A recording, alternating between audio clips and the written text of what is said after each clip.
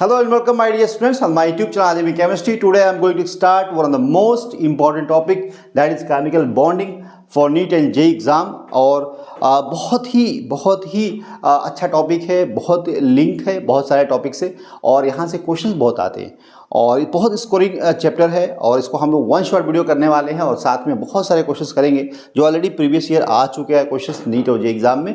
चलिए स्टार्ट करते हैं। यहाँ हम बात करें तो केमिकल बॉन्डिंग का मतलब क्या है, मीनिंग क्या है, what is the chemical bond. तो यहाँ पे अगर हम बात करते हैं जो दो एटम या दो से ज़्यादा एटम आपस में जुड़े होते हैं, इसकी वजह क्या होती है। तो the force that which hold together two या more atom, that is chemical bond. तो एक अट्रैक्टिव फोर्स होता है जो कि दो से ज़्यादा एटम्स को आपस में बांध के रखता है, that force is called chemical bond, that force is chemical bond. तो यहाँ पर हम बात करते हैं chemical bond is attractive force which hold various constituents atoms ions together in different chemical species। Ionic compounds हो या डिफरेंट कंपाउंड है, केमिकल स्पीसीज है, उनमें जो एटम्स और मॉलिक्यूल्स को आपस में होल्ड करके जो फोर्स रखता है, that force is chemical bond, that is chemical attractive force, उसको बोलते हैं केमिकल बॉन्ड। तो यहाँ इंपॉर्टेंट बात है कि केमिकल बॉन्ड क्या है, kind of attractive force which hold the atom together, एक से ज़्यादा एटम्स को बांध के रखता है, दैट इज केमिकल बॉन्ड। अगर हम बात करें कि यहाँ पे कौन कौन से ऐसे फैक्टर हैं जो कि दो एटम को बांध के रखने के लिए मजबूर करता है, तो यहाँ पे आप देख सकते हैं कि यहाँ पे two important factor due to which atom interact to each other. तो यहाँ पहला फैक्टर है कि जब दो एटम आपस में पास आ रहे हैं, करीब आ रहे हैं, तो एनर्जी जो है बढ़ भी सकती है घट भी सकती है। लेकिन आपको पता है कि जब दो एटम पास आते हैं तो वहाँ न्यूक्लियस रिपल्सन होगा और न्यूक्लियस इलेक्ट्रॉन अट्रैक्शन होगा, और उस वजह से अट्रैक्टिव फोर्स जो होता है अगर ज़्यादा हो जाए रिपल्सिव फोर्स से, उस कंडीशन में हम कह सकते हैं कि बॉन्ड फॉर्मेशन होगा। और दूसरी बात करते हैं tendency to achieve noble gas configuration, जो कि बहुत इंपॉर्टेंट है। अगर हम बात करते हैं कि जब दो एटम पास में इसी वजह से आते हैं कि जो उनकी कन्फिग्रेशन है नोबल गैस कन्फिग्रेशन को अटेन करता है एटम, चाहे दो एटम पास में है, चाहे चार एटम है, चाहे उससे ज़्यादा एटम आपस में जुड़ रहे हैं, उससे उनका जो नोबल गैस कन्फिग्रेशन है वैलेंस शेल का, वो अटेन हो रहा है, that's why atom come closer to each other. Okay, तो यहाँ पे दो खास बात है कि दो एटम जब या दो से ज़्यादा एटम पास इसलिए आ रहे हैं कि उनकी एनर्जी जो है कम हो रही है। दूसरी बात है कि जो उनको आपस में लाने के लिए मजबूर कर रहा है, उसकी दूसरी कंडीशन है कि tendency to achieve noble gas configuration, जो helium, neon, argon, krypton, xenon, radon हैं, उनकी जो कन्फिग्रेशन है उसको अटेन करने की कोशिश करता है, जिसको बोलते हैं डुप्लेट या ऑक्टेट रूल बोलते हैं। तो यहाँ पे दो बातें हैं जो खास है जिसकी वजह से एटम आपस में पास आते हैं, और जो फोर्स बांध के रखता है आपस में, उसी को बोलते हैं केमिकल बॉन्ड। क्या बोलते हैं? Chemical bond. तो हम आगे बढ़ते हैं। अगर हम सबसे पहले कॉसल और Lewis approach to the chemical bond के बारे में बताया कि जो फोर्स ऑफ अट्रैक्शन दो एटम के बीच में है या दो से ज़्यादा एटम के बीच में है, उनके बीच में किस तरह की बातें कही गई। तो यहाँ पहली बात बताया गया कि दो एटम कैन कंबाइन, आपस में जुड़ सकते हैं by transfer electron of valence electron from one atom to another, एक दूसरे से इलेक्ट्रॉन ट्रांसफर कर सकते हैं, या शेयरिंग करके इलेक्ट्रॉन की शेयरिंग कर, दो एटम के बीच में इलेक्ट्रॉन की शेयरिंग हो सकती है, या कंप्लीट ट्रांसफर ऑफ इलेक्ट्रॉन, एक एटम दूसरे को इलेक्ट्रॉन दे दे और दूसरा इलेक्ट्रॉन ले एक्सेप्ट कर ले। तो इस तरह से अगर बॉन्डिंग इंटरेक्शन होता है तो उसको बोलते हैं इलेक्ट्रोवैलेंट बॉन्ड बोलते हैं। अगर शेयरिंग से बॉन्ड बनता है इसको बोलते हैं कोवैलेंट बॉन्ड। तो यहाँ पे इस तरह की बातें इन्होंने कही जिसमें कहा कि they are two way by which the atoms can acquire the stable inert gas. लेकिन चाहे आपका कंप्लीट ट्रांसफर ऑफ इलेक्ट्रॉन हो, एक वैलेंस से दूसरे एटम के वैलेंस इलेक्ट्रॉन ट्रांसफर हो रहा है, तो वहाँ पे दोनों एटम कन्फिग्रेशन जो अटेन कर रहे हैं इनर्ट गैस के। सोडियम क्लोराइड की बात करें, अगर कोई कंपाउंड है सोडियम क्लोराइड या मैग्नीशियम क्लोराइड, कोई भी सॉल्ट कंपाउंड है, तो वहाँ पे जो भी बॉन्ड का जो फॉर्मेशन हो रहा है वो आयनिक बॉन्ड है, या हम कह सकते हैं इलेक्ट्रोवैलेंट बॉन्ड है। तो बनता कैसे? Complete transfer of electron by one atom. और यहाँ पे हम बोले कि सोडियम क्लोराइड जो बन रहा है कैसे बना है, तो सोडियम और क्लोरीन, जो सोडियम है और क्लोराइड है, यहाँ 11 है 17 है, आपस में एक कैसे जुड़ रहे हैं, यहाँ पे इलेक्ट्रॉन 281 है और यहाँ पे 287, और यहाँ पे अब अगर एक बाहरी जो कक्षा है, बाहरी शेल है, वहाँ पे एक इलेक्ट्रॉन की कमी है ऑक्टेट पूरा करने के लिए। यहाँ पे अगर एक इलेक्ट्रॉन निकल जाएगा तो यहाँ पे वैलेंस शेल में 8 इलेक्ट्रॉन हो जाएगा, आउटर मोस्ट शेल में।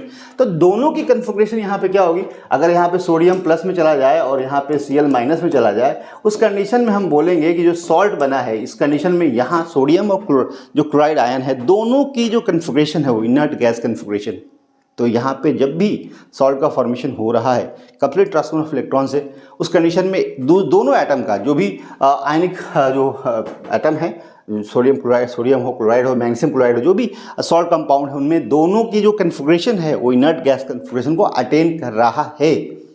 बात समझ रहे हैं? इसीलिए यहाँ पे इस तरह के जो केमिकल बॉन्ड का फॉर्मेशन होता है उसको बोलते हैं इलेक्ट्रोवैलेंट बॉन्ड, या इसको बोलते हैं आयोनिक बॉन्ड। क्या बोलते हैं? आयोनिक बॉन्ड बोलते हैं।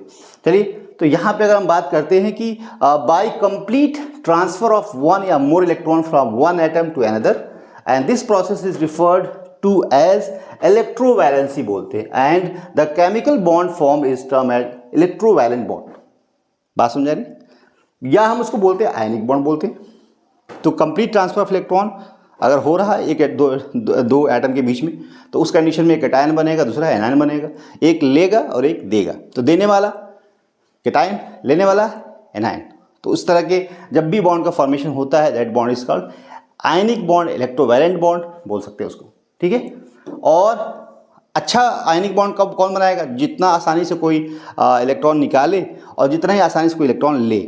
तो टेंडेंसी देने की बहुत फास्ट हो, लेने की बहुत फास्ट है। जब भी दो एटम ऐसे होंगे उनके बीच में आयनिक बॉन्ड का जो फॉर्मेशन होगा बहुत ही अच्छा होगा, स्ट्रॉन्ग आयनिक कंपाउंड होगा। समझ रहे हैं बात? तो यहाँ पे अगर हम बात करते हैं सेकंड कि जी अगर दो एटम या दो से ज़्यादा एटम के बीच में जो बॉन्ड का फॉर्मेशन हो रहा है उसकी वजह एक और हो सकती है, शेयरिंग ऑफ इलेक्ट्रॉन होता है। आपने बहुत सारे मॉलिक्यूल देखे होंगे, जैसे H है, जब आपस में जब जुड़ते हैं तो H2 मॉलिक्यूल बनाते हैं। ऑक्सीजन जब जुड़ता है आपस में O2 बनाता है। तो यहाँ पे क्या है कि जो है अगर हम बात करते हैं नाइट्रोजन आपस में जुड़ रहा है दो एटम, तो यहाँ पे N2 बनाता है। इस तरह के जो बॉन्ड का फॉर्मेशन हो रहा है, इनमें जो बॉन्ड बना हुआ है इसमें हम कह सकते हैं कोवैलेंट बॉन्ड का फॉर्मेशन होता है। सेम एटम है और यहाँ पे एक दूसरे को इलेक्ट्रॉन ट्रांसफ़र नहीं कर सकते हैं, क्योंकि टेंडेंसी इलेक्ट्रॉन के लेने की और देने की बराबर है। तो उस कंडीशन में हम कह सकते हैं एक दूसरे को इलेक्ट्रॉन दे नहीं सकते। तो यहाँ पे बॉन्ड का जो फॉर्मेशन हुआ है that kind of bond is covalent bond, क्योंकि इलेक्ट्रॉन की शेयरिंग हुई है वैलेंस शेल में दो एटम के बीच में। इलेक्ट्रॉन की शेयरिंग की वजह से बॉन्ड बना है, इसलिए बोलते हैं कोवैलेंट बॉन्ड का फॉर्मेशन हुआ है। और यहाँ पे शेयरिंग ऑफ इलेक्ट्रॉन है, तो ये भी केमिकल बॉन्ड है, type of chemical bond.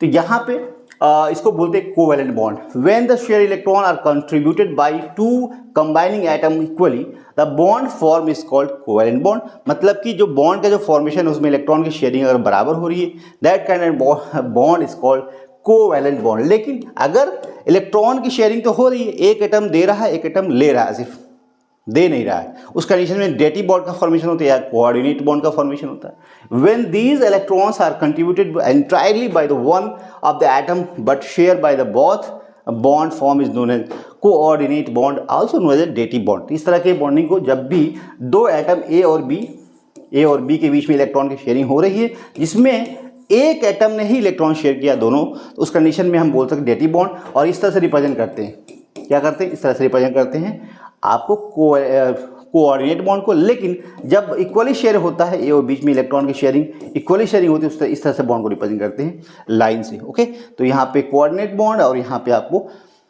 Covalent bond. Ionic bond में क्या होता है? प्लस होता है और माइनस होता है, इस तरह से होता है। इसको बोलते हैं आयनिक बॉन्ड। इसमें कंप्लीट ट्रांसफर ऑफ इलेक्ट्रॉन हो रहा है एक दूसरे से। और इन सब में जब भी बॉन्ड का फॉर्मेशन होगा दो एटम या दो एटम से ज़्यादा, उस कंडीशन में क्या होता है? इनर्ट गैस कन्फिग्रेशन अटेन करेगा। जो भी एटम पार्टिसिपेट करेगा बॉन्डिंग के अंदर, चाहे आपका CH4 हो, चाहे आपको CCl4 हो, कोई भी आपका मॉलिक्यूल होगा, उसमें कार्बन अगर साथ में 4 हाइड्रोजन जुड़ता है, उनमें इन सब का ऑक्टेट पूरा है। ऑक्टेट क्या है? पूरा है। ऑक्टेट रूल फॉलो कर रहा है। वैलेंस शेल के अंदर इलेक्ट्रॉनिक जो कन्फिग्रेशन है इनर्ट गैस कन्फिग्रेशन को अटेंड करेगा after combining more than 2 atom. Okay, तो उस कंडीशन में हम कह सकते हैं वैलेंस सेल के अंदर इनर्ट गैस कन्फिग्रेशन अटेंड कर रहा है, इसीलिए बॉन्ड का फॉर्मेशन हो रहा है। तो यहाँ पे बहुत ही इंपॉर्टेंट टॉपिक सारी चीज़ थी। चलिए हम आगे बढ़ते हैं। अगर हम बात करें यहाँ पे कोवैलेंट बॉन्ड के बारे में बात करें, तो कोवैलेंट बॉन्ड जो होता है इसके बारे में कुछ खास बातें हैं। तो यहाँ पे bond which is form between two combining atom by the mutual sharing of electron pairs is called covalent bond. तो म्यूचुअल शेयरिंग से इलेक्ट्रॉन की अगर हो रही है दो एटम के बीच में, that is called covalent bond. The compound containing A covalent bond, compound containing covalent bond is called covalent compound. क्या बोलेंगे उसको? कोवैलेंट कंपाउंड बोलेंगे। ठीक है। अब यहाँ पे लुईस जो डॉट स्ट्रक्चर है, और इसमें क्या क्या बातें हैं जो कि जरूरी है। यहाँ पे structure in which valence electron are represented by dot around the atom are called Lewis dot structure. ठीक है, इसमें हम बोलते हैं each bond is formed as a result of sharing of electron pair between the atom. बिल्कुल, दो atom के बीच में इलेक्ट्रॉन की शेयरिंग होती है, उससे बॉन्ड का फॉर्मेशन होता है। Correct. Each combining atom contributed at least one electron. जब भी दो एटम के बीच में बॉन्ड का फॉर्मेशन होता है, इलेक्ट्रॉन शेयरिंग होती है, तो एक इलेक्ट्रॉन इसका होता है, एक इलेक्ट्रॉन इसका होता है, तो एटलीस्ट वन इलेक्ट्रॉन, जब भी कोवैलेंट बॉन्ड का फॉर्मेशन होता है तो at least one electron share by each atom. Okay, तो यहाँ पे combining atoms attain outer noble gas. जब दो एटम आपस में कंबाइन हो रहे हैं, जुड़ रहे हैं, तो इनका जो आउटर इलेक्ट्रॉनिक कन्फिग्रेशन होगा वैलेंस शेल के अंदर, वो क्या होगा, ये आपका ऑक्टेट रूल को फॉलो करेगा। अगर हम बात करते हैं CH4 की बात करें, अगर हम CH4 की बात करें तो यहाँ पे जब भी कार्बन के साथ 4 हाइड्रोजन जुड़ते हैं तो उस कंडीशन में जो मॉलिक्यूल बनता है, इनका ऑक्टेट कंप्लीट होता है। यहाँ पे कार्बन के पास वैलेंस शेल में 4 इलेक्ट्रॉन है, यहाँ पे हाइड्रोजन के पास 1 इलेक्ट्रॉन है। लेकिन जब जुड़ते हैं आपस में, उस कंडीशन में क्या होता है, 4 हाइड्रोजन आपस में जुड़ते हैं, 4 हाइड्रोजन कार्बन से इस तरह से बॉन्ड बनाएंगे, और यहाँ पे वैलेंस शेल जो है आपका, देखिए ये जो वैलेंस शेल कार्बन के चारों तरफ है, इसके बाहरी कक्षा में कुल 8 इलेक्ट्रॉन है। कितने हैं? 8 इलेक्ट्रॉन है। तो यहाँ पे इनर्ट गैस कन्फिग्रेशन अटेंड कर रहा है, जिसमें कॉमन बात क्या है कि जितने भी helium, neon, argon, krypton, जिनान, helium को छोड़ के, क्योंकि उसके बाहरी कक्षा में 2 ही इलेक्ट्रॉन होता है, और यहाँ पे पहली जो शेल होती है उसमें मैक्सिमम 2 इलेक्ट्रॉन हो सकते हैं। तो वहाँ पे डुप्लेट जो कि ऑक्टेट को फॉलो कर रहा है, मतलब फॉलो हो रहा है डुप्लेट कंडीशन, और इस कंडीशन में हाइड्रोजन का भी हो रहा है। यहाँ पे हाइड्रोजन के वैलेंस शेल में 2 इलेक्ट्रॉन जो कि हीलियम को कॉपी कर रहा है। इसका मतलब है कि जितने भी मॉलिक्यूल जो एटम पार्टिसिपेट किए हैं इस मॉलिक्यूल में, उन सब का जो कन्फिग्रेशन है वो अटेन कर रहा है। कौन सा? इनर्ट गैस कन्फिग्रेशन अटेन हो रहा है, दैट इज स्टेबल मॉलिक्यूल। तो यहाँ पे बात समझ आ रही है? चलिए, तो when 2 atoms share 1 electron pair the share to be joined by single bond. जब एक इलेक्ट्रॉन शेयर करते हैं दोनों, उस कंडीशन में आपको सिंगल बॉन्ड का फॉर्मेशन होता है, अगर 2 एटम डिफरेंट है। अगर 2 इलेक्ट्रॉन का शेयर हो रहा है, अगर हमने कहा कि ए है, ए इसने 2 इलेक्ट्रॉन शेयर किया और बी ने भी 2 इलेक्ट्रॉन शेयर किया, उस कंडीशन में 2 डबल बॉन्ड का फॉर्मेशन होगा। अगर 3 इलेक्ट्रॉन होता है, अगर 3 इलेक्ट्रॉन शेयर करता है, बी भी 3 इलेक्ट्रॉन शेयर कर रहा है, उस कंडीशन में इनके बीच में 3 बॉन्ड होगा। क्या होगा? 3 bond. 1 electron sharing single bond, हम इसको ऐसे लिख सकते हैं। अगर आपका 1 इलेक्ट्रॉन शेयर हो रहा है, देखिए मेरे प्यारे बच्चों, अगर यहाँ देखो 1 इलेक्ट्रॉन की शेयरिंग हो रही है इनके बीच में, उस कंडीशन में सिंगल बॉन्ड का फॉर्मेशन होगा। लेकिन अगर यहाँ पे 2 इलेक्ट्रॉन की शेयरिंग हो रही है इनके बीच में, उस कंडीशन में आपको 2 बॉन्ड का फॉर्मेशन होगा। लेकिन अगर 3 इलेक्ट्रॉन की शेयरिंग हो रही है 2 एटम के बीच में, उस कंडीशन में आपको 3 बॉन्ड का फॉर्मेशन होगा यहाँ पे।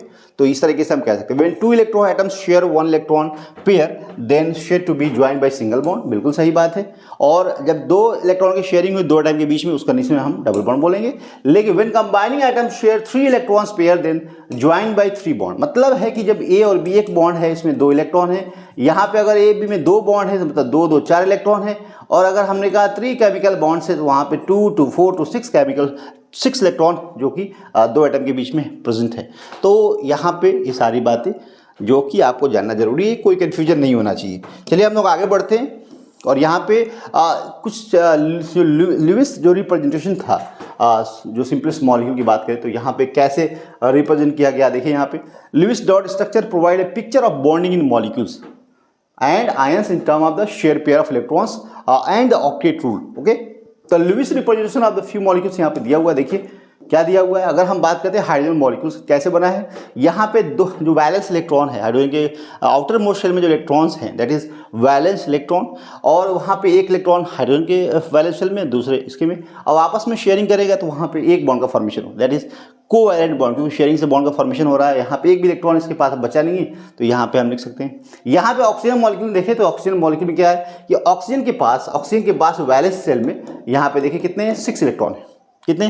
6 इलेक्ट्रॉन। तो जब 2 आपके आपस में आएंगे तो यहाँ पे कितने बॉन्ड शेयर करें कि इनके आउटर मोस्ट शेल में वैलेंस शेल में 8 इलेक्ट्रॉन हो जाए, जो कि इनर्ट गैस कन्फिग्रेशन की कंडीशन से। तो यहाँ पे अगर देखेंगे तो यहाँ पे अगर हम बोले कि 2 इलेक्ट्रॉन की शेयरिंग करेंगे तो यहाँ इसके बाहरी शेल में भी 8 इलेक्ट्रॉन हो जाएंगे, इसके बाहरी शेल में भी 8 इलेक्ट्रॉन हो जाएंगे। उस कंडीशन में हम कह सकते हैं कि यहाँ पे बचने वाला जो नॉन बॉन्डिंग इलेक्ट्रॉन है दैट इज यहाँ बच जाएगा नॉन बॉन्डिंग नॉन बॉन्डिंग, यहाँ भी नॉन बॉन्डिंग और नॉन बॉन्डिंग। जो इलेक्ट्रॉन बॉन्ड में पार्टिसिपेट नहीं कर रहा है उसको नॉन बॉन्डिंग इलेक्ट्रॉन बोलते हैं, और यहाँ पे जो इलेक्ट्रॉन पार्टिसिपेट कर रहा है बॉन्डिंग में दैट इज बॉन्डिंग इलेक्ट्रॉन। तो यहाँ पे 4 बॉन्डिंग इलेक्ट्रॉन है क्योंकि 2 यहाँ पे और 2 यहाँ पे, 4 बॉन्डिंग इलेक्ट्रॉन है। और यहाँ पे नॉन बॉन्डिंग की बात करें तो 4 नॉन बॉन्डिंग इलेक्ट्रॉन है पेयर में। तो यहाँ पे देखो इस तरह से, तो इस तरह से रिप्रेजेंट करते हैं लुईस रिप्रेजेंटेशन, जिसमें हम इसको बोलते हैं लोन पेयर। क्या बोलते हैं इसको? लोन पेयर बोलते हैं। क्या बोलते हैं? Lone pair. ठीक है, आगे बढ़े। अब अगर हम बात करें ऑक्सीजन मॉलिक्यूल के बारे में तो O3 ओजोन के बारे में, तो इस तरह से रिप्रेजेंटेशन होता है। NH3 की बात करें तो नाइट्रोजन के वैलेंस शेल में 5 होता है। उस कंडीशन में अगर देखें आप तो यहाँ पे 2 इलेक्ट्रॉन बच जाएगा क्योंकि यहाँ 2 2 2 4 2 6 इस तरह से, इसके वैलेंस शेल में 8 हो गया, इसके वैलेंस शेल में भी 8 हो गया। बात समझ आ रही? अगर हम कार्बोनेट की बात करें तो कार्बोनेट में देखें तो यहाँ पे देखिए इसके वैलेंस शेल में कितने इलेक्ट्रॉन हो गए, यहाँ देखिए 2 2 4 2 6 और 2 8, इसके वैलेंस शेल में 8 इलेक्ट्रॉन हो गए। और ऑक्सीजन जो जुड़ा हुआ है कार्बन से उसके वैलेंस शेल में भी 8 इलेक्ट्रॉन हो गए। तो यहाँ पे जो बॉन्ड का फॉर्मेशन हो रहा है एक से ज़्यादा आइटम के बीच में for the attain electronic configuration जो है ऑक्टेट रूल वाला, इसलिए वहाँ पे बॉन्ड का फॉर्मेशन हो रहा है। आगे बढ़े हम लोग, आगे बढ़े चलिए। तो यहाँ पे जो भी मॉलिक्यूल्स है लुईस रिप्रेजेंटेशन था। यहाँ पे हम बात करते हैं कि बहुत ही क्वेश्चन से आते हैं फॉर्मल चार्ज क्या होता है, what is the formal charge.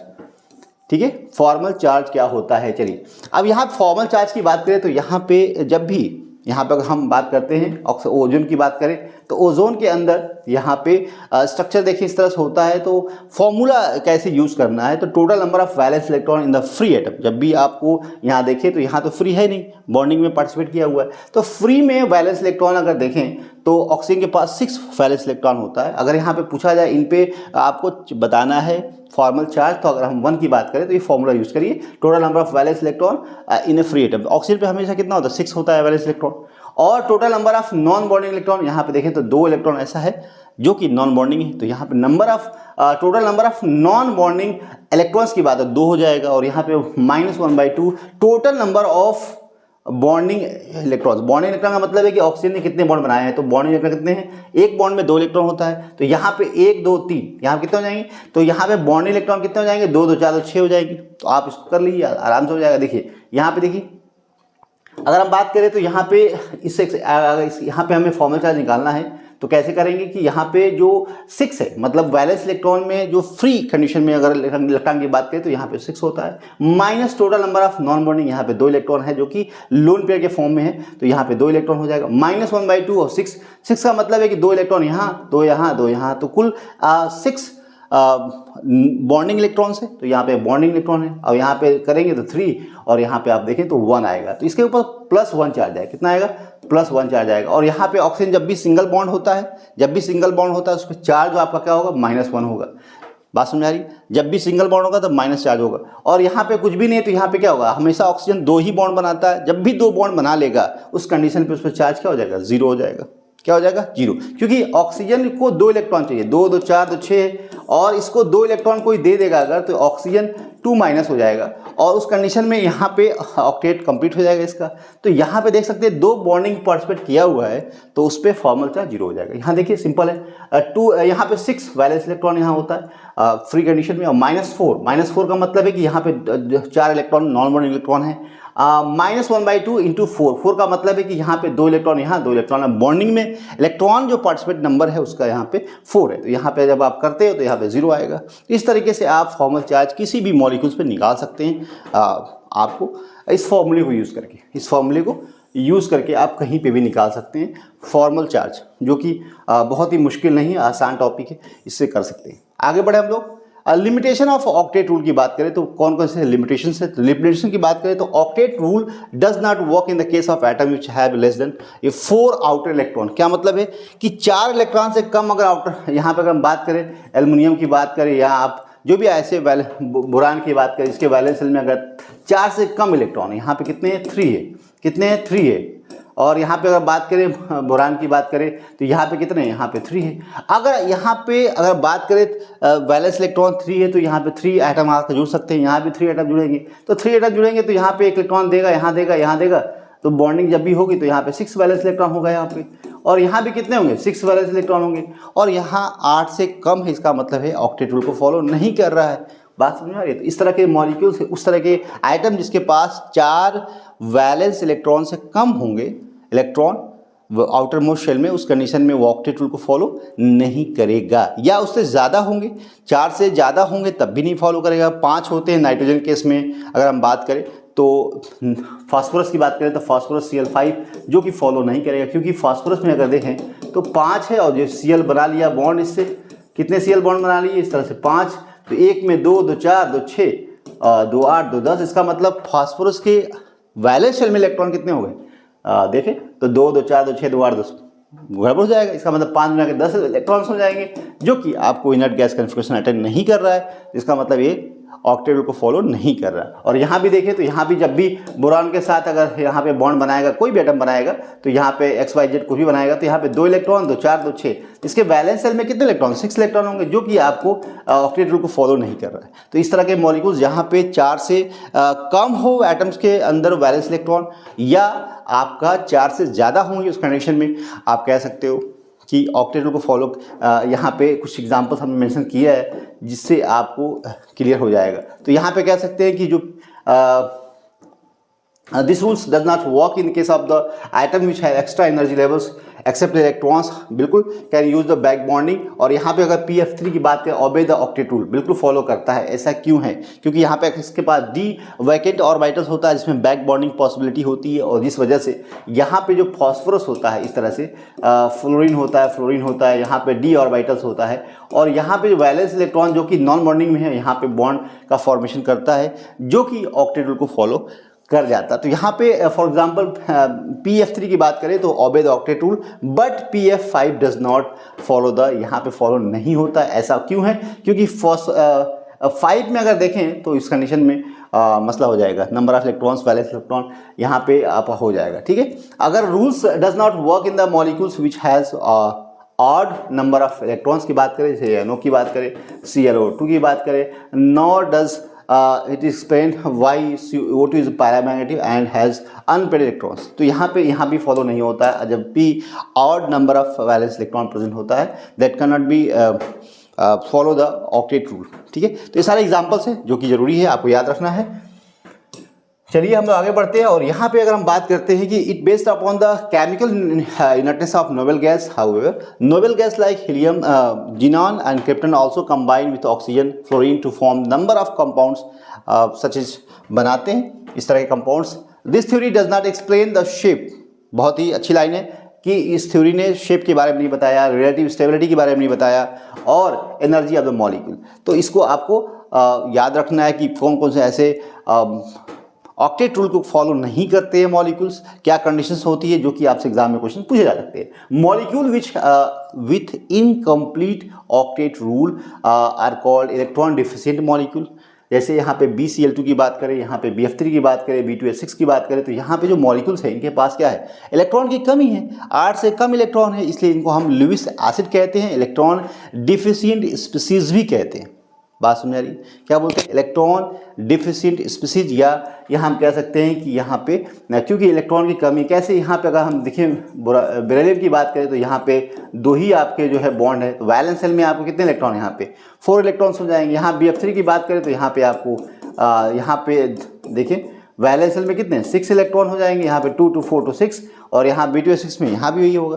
तो वैलेंस इलेक्ट्रॉन में अगर नंबर 8 से कम है, that molecule is called Lewis acid. क्या बोलते हैं इसको? लुईस एसिड कहते हैं, ठीक है।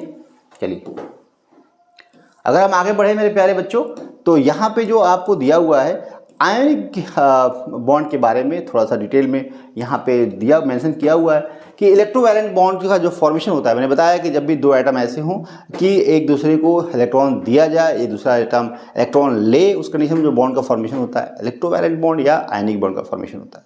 और उस कंडीशन में सॉल्ट का फॉर्मेशन होगा, सॉल्ट कंपाउंड बनेगा, एक प्लस होगा एक माइनस होगा, उनके बीच का जो फोर्स होगा that force is called electro, आप कह सकते हैं उसको ionic bond, the kind of force, उसको हम आयोनिक बॉन्ड भी कह सकते हैं, इलेक्ट्रोवैलेंट बॉन्ड भी कह सकते हैं, ठीक है। तो यहाँ पे कुछ खास बातें जो जानना है, यानी ionic bond is the electrostatic force of attraction between the cation and anion. तो यहाँ पे कहने का मतलब है जब भी आयोनिक बॉन्ड का फॉर्मेशन हो वहाँ पे कैटायन होगा, एनायन होगा, उनके बीच में अट्रैक्टिव फोर्स का काम करेगा जो कि इलेक्ट्रोस्टैटिक होगा। कैसा होगा?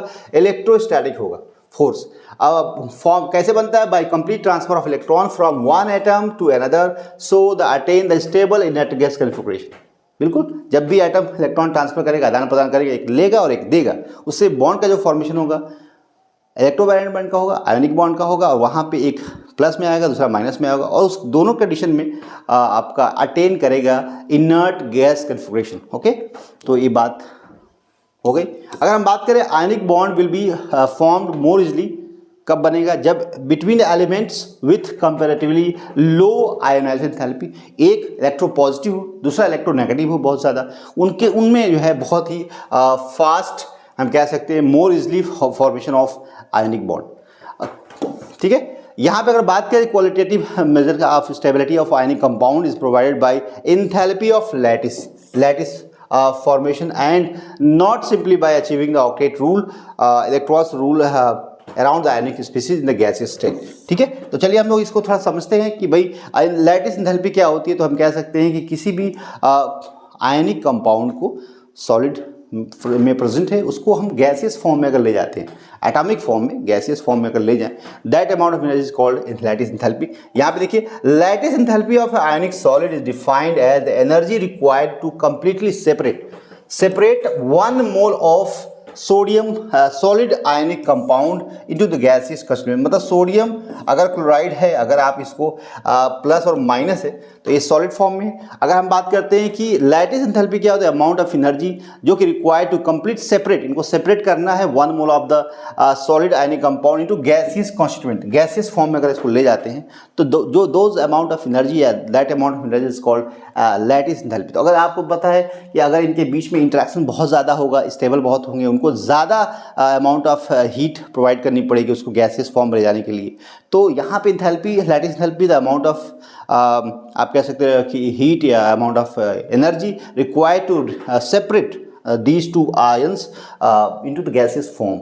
ओके, तो उस कंडीशन में उसको बोलते हैं that energy is called lattice enthalpy या लैटिस एनर्जी कह सकते हैं। और 1 मोल सब्सटेंस के लिए होता है, 1 मोल सब्सटेंस को अगर सेपरेट कर रहे हैं, गैसियस फॉर्म में ले जा रहे हैं, तो उस एनर्जी को बोलते हैं लैटिस एंथैल्पी, जो कि बताता है, जो पैरामीटर बताता है कि भाई जो सॉल्ट कंपाउंड है, जो आयनिक कंपाउंड कितने स्टेबल है। बात समझ रही? चलिए, तो यहाँ पे देखिए कौन कौन सी बातें जो कि factor affecting the lattice enthalpy, charge on the ion. अगर दो आयन के बीच में अगर इंटरेक्शन हो रहा है, अगर चार्ज ज़्यादा है, चार्ज डेंसिटी ज़्यादा है, उनके बीच में इंटरेक्शन ज़्यादा होगा, एंथैल्पी ऑफ जो एनर्जी जो लगेगी, लैटिस एंथैल्पी लगेगी, जिनको सेपरेट करने के लिए बहुत ज़्यादा लगेगी।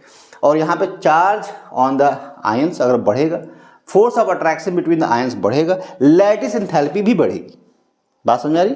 चलिए, अगर हम बात करते हैं lattice enthalpy of bivalent ion की बात करें, हमेशा ज़्यादा होगी एज कम्पेयर टू यूनिवैलेंट या यूनिवैलेंट आयंस की बात करें, तो यहाँ पे जब भी चार्ज एक से ज़्यादा होगा वहाँ पे हमेशा लैटिस एंथैल्पी ज़्यादा होगी। ओके, चलिए, अगर हम बात करते हैं साइज ऑफ आयन की बात करें, तो लैटिस एंथैल्पी जो होती है, force of attraction between the ions जब भी बढ़ेगा वहाँ पे ज़्यादा होगा। तो साइज ऑफ आयंस अगर छोटा है तो आपका लैटिस एंथैल्पी क्या हो? ज़्यादा हो, लैटिस एंथैल्पी ज़्यादा हो। इस बात को याद रखना है। क्या याद रखना है?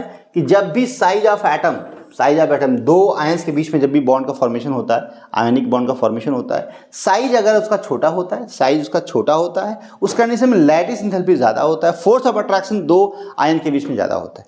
ठीक है, याद रहेगा। चलिए, यहाँ पे अगर हम बात करें कुछ खास और बातें जिसके बारे में, जैसे यहाँ पे हम बात करते हैं बॉन्ड पैरामीटर के बारे में। यहाँ पे अगर देखा जाए बॉन्ड पैरामीटर की बात करें, बॉन्ड लेंथ की बात करें, तो यहाँ पे दो एटम के बीच की जो डिस्टेंस है दैट इज बॉन्ड लेंथ, उसको बोलते हैं। तो बॉन्ड लेंथ घटती है और बढ़ती भी है। जब भी एक से ज़्यादा बॉन्ड होता है उस कंडीशन में बॉन्ड लेंथ आपका कम हो जाएगा। एक बॉन्ड है तो वहाँ बॉन्ड लंबा होगा, बॉन्ड लेंथ ज़्यादा होगी। लेकिन जब 2 बॉन्ड होगा तो और छोटा हो जाएगा, 3 बॉन्ड बनेगा तो और छोटा हो जाएगा। मतलब जितने इलेक्ट्रॉन्स 2 एटम के बीच में शेयरिंग इलेक्ट्रॉन्स प्रेजेंट होंगे उस कंडीशन में एटम्स बहुत क्लोज आएंगे। क्या आएंगे? क्लोज आएंगे, क्योंकि फोर्स ऑफ अट्रैक्शन 2 एटम के बीच में बढ़ जाएगा जब इलेक्ट्रॉन्स ज़्यादा से ज़्यादा दो एटम के बीच में प्रेजेंट रहेंगे। तो हम कह सकते हैं कि जब एटम करीब आ जाएंगे तो बॉन्ड की लेंथ कम हो जाएगी, बॉन्ड की लेंथ कम हो जाएगी, छोटा बॉन्ड हो जाएगा, स्ट्रॉन्ग बॉन्ड हो जाएगा। ओके, तो यहाँ पे कंडीशन क्या है, इलेक्ट्रॉन्स ज़्यादा से ज़्यादा होना चाहिए। तो इलेक्ट्रॉन्स कब ज़्यादा होगा, शेयरिंग इलेक्ट्रॉन कब ज़्यादा होगा, जब ज़्यादा से ज़्यादा शेयरिंग होगी इलेक्ट्रॉन्स की दो एटम के बीच में। तो यहाँ पे देखिए बॉन्ड लेंथ की बात करें, ठीक है, तो यहाँ पे अगर बात करें तो bond length is defined the equilibrium distance between nucleus of two bonded atom in the molecules. Bond length express angstrom में, या इसको हम पिकोमीटर में कहते हैं। यहाँ पे देखो दो एटम्स हैं जो आपस में जुड़े हुए हैं केमिकल बॉन्ड से, और यहाँ पे जो यहाँ पे जुड़ा हुआ है दो एटम के बीच में, तो यहाँ जो न्यूक्लियस है और यहाँ भी न्यूक्लियस, यहाँ पे जो इसके बीच की जो डिस्टेंस है, दैट डिस्टेंस इज कॉल्ड, इसको हम बोलते हैं कि इसको बोलते हैं बॉन्ड लेंथ बोलते हैं। क्या बोलते हैं, बॉन्ड लेंथ बोलते हैं। ओके, तो यहाँ पे अगर बोले कि यहाँ पे अगर कोवैलेंट मॉलिक्यूल है ए बी, उस कंडीशन में यहाँ पर अगर दो अगर एक जैसे साइज के हैं, सिमिलर एटम है, उस कंडीशन में हम बोल सकते हैं कि यही जो होगा आपको क्या होगा, आपका दो एटम का जो हाफ, जो यहाँ पे आर ए अगर आप कहते हो, यहाँ पे आर ए, यहाँ पे आर बी कहते हो, तो यहाँ पे जो रेशियो लोगे R A plus R B upon 2 का, वो आर ए के बराबर ही हो, क्योंकि दोनों सेम है रेडियस। तो उस कंडीशन में कह सकते हैं कि यहाँ पे होगा। तो बॉन्ड लेंथ किसे बोलते हैं, दो एटम के न्यूक्लियर डिस्टेंस के जो बीच की डिस्टेंस है उसकी बोलते हैं बॉन्ड लेंथ बोलते हैं। ठीक है, कोवैलेंट रेडियाई किसे बोलते हैं, measure the approximately at the radius of atoms core which is contact with the core of the adjacent with similar. अगर एटम है तो उस कंडीशन में हम एक को मान लेंगे। ओके, रेडियस के बराबर होगा। यहाँ पे वंडर वॉल रेडियस क्या होती है, यहाँ पे दो मॉलिक्यूल्स आपस में क्लोजली अटैच है, वैलेंस इलेक्ट्रॉन है, और यहाँ पे देखें तो इस वाले रेडियस को, यहाँ पे जो आपको देखो, ध्यान से देखो, तो यहाँ पे जो यहाँ से यहाँ के डिस्टेंस है, यहाँ से यहाँ के डिस्टेंस है, इसी को बोलते हैं वंडर वॉल रेडियस। क्यों, वैलेंस इलेक्ट्रॉन पूरा है, इसका दूसरा मॉलिक्यूल से, उस कंडीशन में इनके बाहरी सरफेस से वैलेंस इलेक्ट्रॉन से, और यहाँ पे जो यहाँ पे है अंदर, इसके बीच के डिस्टेंस को बोलते हैं हम लोग वंडर वॉल रेडियस बोलते हैं। और ये तो आपको पता है, ये क्या है, ये आपको पता है कि ये that is the covalent radius. Okay, तो यहाँ पे देखिए आर वी और आर सी, आर वी ये आपका आर वी है जो कि आपको वंडर वॉल है। आर वी क्या है, ये वाली डिस्टेंस है, यहाँ से ये सरफेस से और यहाँ की डिस्टेंस को आर वी बोलते हैं। और यहाँ पे जो आपको आर सी है, आर सी क्या है, ये वाली डिस्टेंस को, जो कि हम इसको बोलते हैं ये वाले, जब सिमिलर एटम्स आपस में जुड़े होते हैं कोवैलेंट बॉन्ड से, तो उस कंडीशन में जो रेडियस होता है जो एटम, एक एटम का, उसके बराबर ही होता है, जो कि कोवैलेंट रेडियस होता है। ओके, चलिए अगर हम बात करते हैं बॉन्ड एंगल की, तो बॉन्ड एंगल क्या होता है, तो जब भी एटम कंबाइन होते हैं, मॉलिक्यूल बनता है, उस कंडीशन में कुछ एंगल पे दो एटम्स आपस में जुड़े होते हैं, दैट इज बॉन्ड एंगल बोलते हैं इसको। अगर हम बात करें molecules is made of the 3 या more atoms, average angle between bonded orbital is known as bond angle बोलते हैं। Bond angle give an idea about distribution of orbitals in the 3 dimensional space around the centre atom. तो यहाँ पे अगर आप देखो तो जब भी एक से ज़्यादा एटम आपस में कंबाइन होते हैं, हम कहते हैं ए बी, यहाँ पे A2 की बात करें, अगर यहाँ पे अगर AB2 की बात करें, या AB3 की बात करें, AB4 की बात करें, उस कंडीशन में हम बोल सकते हैं इस तरह का मॉलिक्यूल है, तो यहाँ पे B है और यहाँ B है, इनके बीच का जो बॉन्ड एंगल दैट इज़ 180 है। अगर हम बात की AB3 की बात करते हैं, तो इस तरह से अगर है दो मॉलिक्यूल, यहाँ पे एक है B है, तो इस कंडीशन में बॉन्ड एंगल है 120 है, इस तरह से। या आपको AB4 है, इस तरह से अगर मॉलिक्यूल है, इस तरह से उसकी वजह से हम बोलते हैं 109.5 डिग्री। ओके, तो 105.9, तो यहाँ पे जो बॉन्ड एंगल है, यहाँ पे जो टेट्राहेड्रल है, या जब भी ओके, तो यहाँ पे आप देखो तो बॉन्ड एंगल 109.5 डिग्री होता है। ओके, तो या 28 प्राइम बोल सकते हैं। तो इस कंडीशन में जो यहाँ पे जो एंगल है, दो बॉन्ड के बीच का जो एंगल है, उसको बोलते हैं बॉन्ड एंगल। क्या बोलते हैं, बॉन्ड एंगल बोलते हैं। चलिए, बॉन्ड एंथैल्पी क्या बोलते हैं कि the amount of energy required to, यहाँ पे कह सकते हैं बॉन्ड को तोड़ने में जो एनर्जी लगेगी, that energy is called bond enthalpy. क्या बोलते हैं इसको, बॉन्ड एंथैल्पी। तो एंथैल्पी मतलब अमाउंट ऑफ एनर्जी, हीट या जो भी कह सकते हैं। तो amount of energy required to break 1 mole of bond of a particular type and separate the bonded atom into the gaseous state. जो भी एटम आपस में कंबाइन है थ्रू द केमिकल बॉन्ड, उसको अगर तोड़ते हैं, that amount of energy is called bond enthalpy. और जो एटम है जो जुड़े हुए हैं, उनको गैसियस फेज में लेके जाना है 1 मोल सब्सटेंस को, उसी को बोलते हैं बॉन्ड एंथैल्पी। क्या बोलते हैं, बॉन्ड एंथैल्पी। ठीक है, तो बहुत सिंपल है, this is the amount of energy required to break 1 mole of the particular type of separate the bonded atom in the gaseous state. It is also called bond dissociation energy. क्या बोलते हैं, bond dissociation. That amount of energy that required to break 1 mole of आप कह सकते हैं कि compound into the gases. अगर हम कहते हैं ए और बी आपस में जुड़ा हुआ है इस तरह से, और इनको अगर आपने तोड़ा बीच में, बॉन्ड डिसोसिएशन किए और बी को गैसेस फॉर्म में लेके आए, सेपरेट किया, बॉन्ड को तोड़ा, तो जो एनर्जी यहाँ पे लगी है उसको बोलते हैं बॉन्ड एंथैल्पी एनर्जी या बॉन्ड डिसोसिएशन एनर्जी. ओके, चलिए, तो यहाँ पर अगर देखें तो H2O मॉलिक्यूल्स है, तो यहाँ पे जो एनर्जी लगती है दैट इज 502 किलो जूल पर moles. And second bond energy मतलब वाटर है यहाँ पे इस तरह से. अगर आपने इन दोनों को बॉन्ड को तोड़ना है इस तरह से, तो अमाउंट ऑफ एनर्जी जो लगेगी उसको बोलते हैं हम लोग बॉन्ड एंथैल्पी एनर्जी. तो यहाँ पे 502 kilo joule. And second bond energy कह सकते हैं 427 किलो जूल पर मोल होता है. और एवरेज निकालेंगे तो आप देखो, दोनों को निकाल लो, तो यहाँ पे आप देखोगे 502 एंड 427 आप डिवाइड बाई 2, तो इतना एनर्जी एवरेज लगेगी. तो इसको बोलते हैं एवरेज बॉन्ड डिसोसिएशन एनर्जी बोल सकते हैं, तो बॉन्ड एंथैल्पी बोल सकते हैं. ठीक है, तो इस तरह से हम निकाल सकते हैं.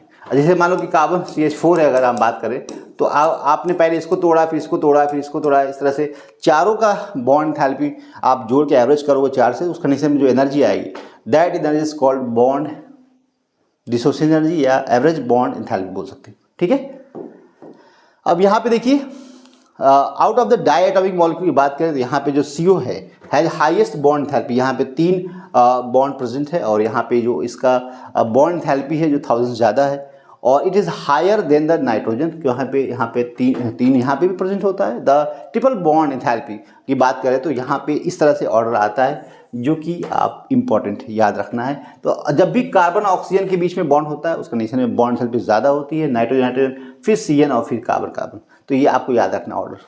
ठीक है, ट्रिपल बॉन्ड हर जगह है, लेकिन बॉन्ड एंथैल्पी एनर्जी यहाँ पे ज़्यादा होती है कार्बन ऑक्सीजन, कार्बन मोनोऑक्साइड में, उसके बाद नाइट्रोजन में, उसके बाद कार्बन नाइट्रोजन, फिर कार्बन.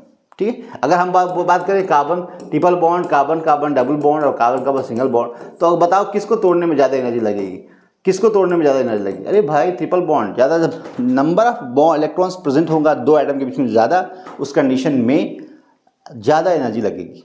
ठीक है, तो यहाँ पे हम बोल सकते हैं ऑर्डर आपको इस तरह से होगा, सबसे ज़्यादा यहाँ लगेगी एनर्जी, इसके बाद यहाँ और यहाँ. ठीक है, चलिए अब हम बात करते हैं बॉन्ड ऑर्डर की, कि बॉन्ड ऑर्डर क्या होता है, दो एटम के बीच में कितना बॉन्ड प्रेजेंट है, दैट इज बॉन्ड ऑर्डर. यहाँ पे हम कह सकते हैं, क्या कह सकते हैं कि बॉन्ड ऑर्डर क्या होता है, is the given number of bond between the two atom in molecules. Iso electronic molecules and ions have identical bond order. Example की बात करें तो यहाँ पे F2 और O2 माइनस में, F2 में और O2 माइनस में यहाँ पे हम कह सकते हैं एक ही बॉन्ड प्रेजेंट होता है. कितने बॉन्ड?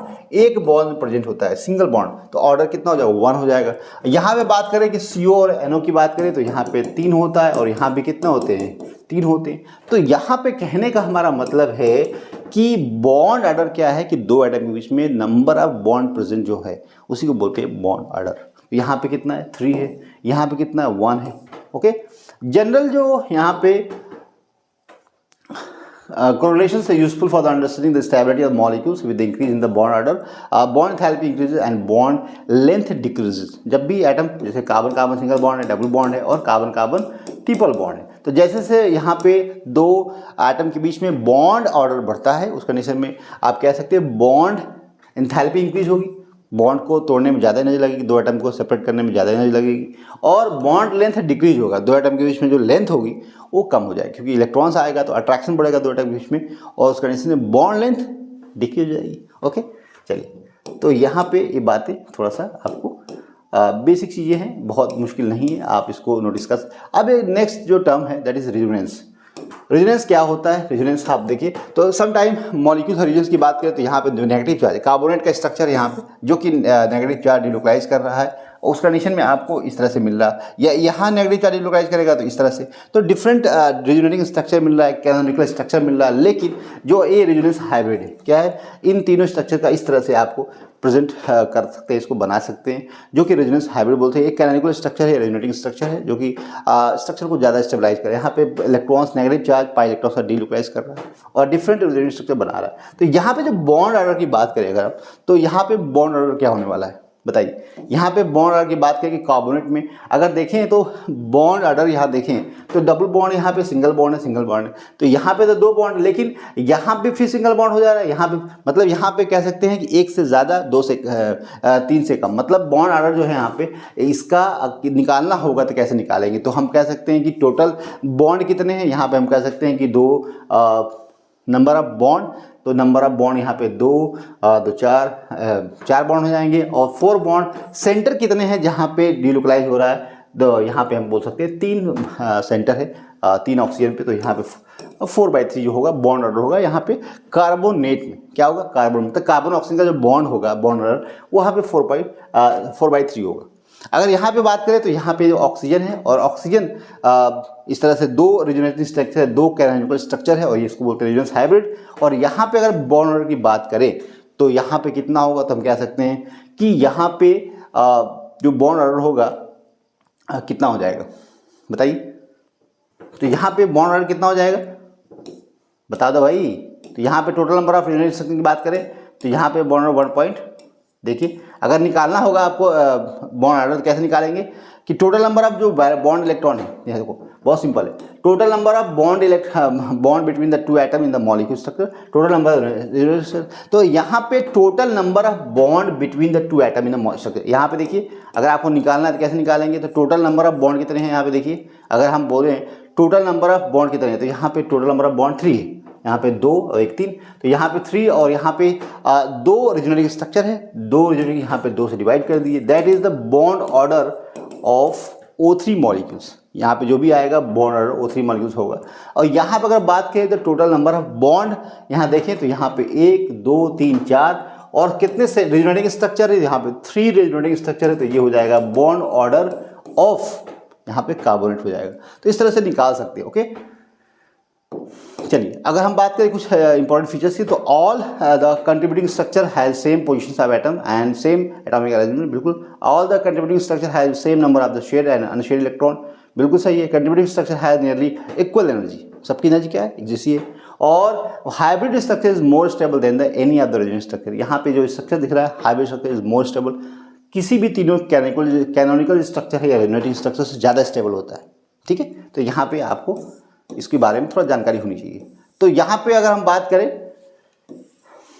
ये इसको याद रखना है आपको, जब भी आपको बॉन्ड ऑर्डर निकालने के लिए आए इस तरह के मॉलिक्यूल्स में जहाँ पे रेजोनेंस पॉसिबल है, और उस तरह में बॉन्ड ऑर्डर हमेशा कैसे निकालेंगे ये भी मैं बताया कि यहाँ पे कार्बोनेट है, अगर कार्बोनेट है तो उस कंडीशन में क्या करना है कि total number of bond count करना है, और वहाँ पे जितने पॉसिबल रेजोनेटिंग स्ट्रक्चर होंगे उससे आप डिवाइड कर दीजिए, आपको बॉन्ड ऑर्डर निकल के आ जाएगा। चले आगे बढ़े, चलिए अब हम बात करते हैं पोलैरिटी अब कैसे है। तो यहाँ पे जब भी 2 एटम के बीच में बॉन्ड बन रहा है और दोनों के इलेक्ट्रोनेगेटिविटी का अगर डिफरेंस होता है, दोनों डिफरेंट इलेक्ट्रोनेगेटिविटी होती है, उस कंडीशन में बॉन्ड के अंदर पोलैरिटी आती है। क्या आती है, पोलैरिटी आती है।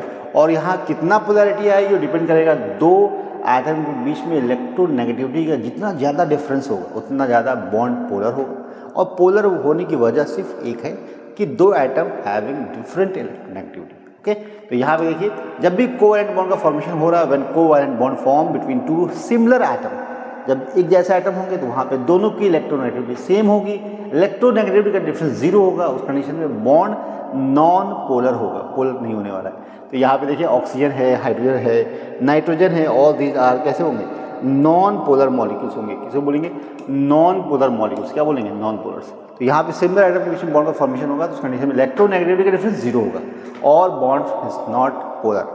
लेकिन जब भी उसको हम नॉन पोलर कोवैलेंट कंपाउंड भी कह सकते हैं। और अगर हम बोलते हैं कि यहाँ पे बॉन्ड का formation by the covalent bond का फॉर्मेशन है, लेकिन शेयरिंग से इलेक्ट्रॉन्स हुआ, लेकिन इलेक्ट्रोनेगेटिविटी डिफरेंस नहीं है, इसलिए हम कह सकते हैं यहाँ पे नॉन पोलर कंपाउंड्स होंगे। अगर हम बात करें केस ऑफ हेट्रोन्यूक्लियर मॉलिक्यूल से, 2 एटम के बीच में बॉन्ड का फॉर्मेशन हो रहा है जो कि इलेक्ट्रोनेगेटिविटी के उनके बीच में डिफरेंसेस हैं और उस वजह से बॉन्ड के अंदर पोलैरिटी आती है। तो यहाँ पे हम उसको बोलते हैं पोलर कोवैलेंट कंपाउंड बोलेंगे, जिसमें आपके बहुत सारे ऐसे एग्जाम्पल्स मिल जाएंगे। यहाँ पे HF हो जाएगा जब भी 2 एटम डिफरेंस होंगे उस कंडीशन में बॉन्ड का जो फॉर्मेशन होगा कोवैलेंट बॉन्ड बनेगा, लेकिन इलेक्ट्रोनेगेटिव डिफरेंस होने की वजह से वहाँ पे पोलैरिटी होगी। तो यहाँ पे जो डायपोल मोमेंट होता है as a result of polarisation the molecule possess the dipole moment. यहाँ पे अगर हम HCl की बात करें तो यहाँ जो कोवैलेंट बॉन्ड का फॉर्मेशन हुआ है हाइड्रोजन और क्लोरीन के बीच में, और यहाँ पे नेगेटिव और यहाँ पे पॉजिटिव, यहाँ इस तरह से डायपोल मोमेंट को रिप्रेजेंट करते हैं। यहाँ जो दो डायपोल है उनके बीच में जो डिफरेंसेस है उसको बोलते हैं इलेक्ट्रोनेगेटिव डिफरेंस होने की वजह से यहाँ पे डायपोल मोमेंट क्रिएट हो रहा है। यहाँ पे क्लोरीन ज़्यादा इलेक्ट्रोनेगेटिव है हाइड्रोजन से, उस कंडीशन में यहाँ पे बॉन्ड का जो इलेक्ट्रॉन्स है वो ज़्यादा शिफ्ट हो जाएगा क्लोरीन की तरफ में, उस कंडीशन में बॉन्ड के अंदर पोलैरिटी आ जाएगी, that's polarity results dipole moments.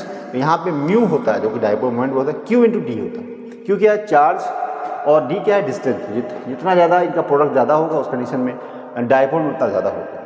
तो वो यहाँ पे इसको रिप्रेजेंट करते हैं D/, यूनिट होती है, और इसको रिप्रेजेंट करते हैं यहाँ पे कूलम्ब्स मीटर में कर सकते हैं। Dipole moments is vector quantity it both magnitude and directions represented by arrow, इस तरह से रिप्रेजेंट करते हैं, ठीक है। और यहाँ पे Poynting the positive and is negative and, यहाँ पे जो ये पीछे दिख रहा है ये पॉजिटिव एंड है, दिख भी रहा है, और आगे वाला नेगेटिव एंड होता है। Direction of the arrow indicating the direction of electron shift toward the more electronegative atom. यहाँ पे जो एरो दिख रहा है इसका मतलब है कि इलेक्ट्रॉन शिफ्ट हो रहा है इस डायरेक्शन में, ओके।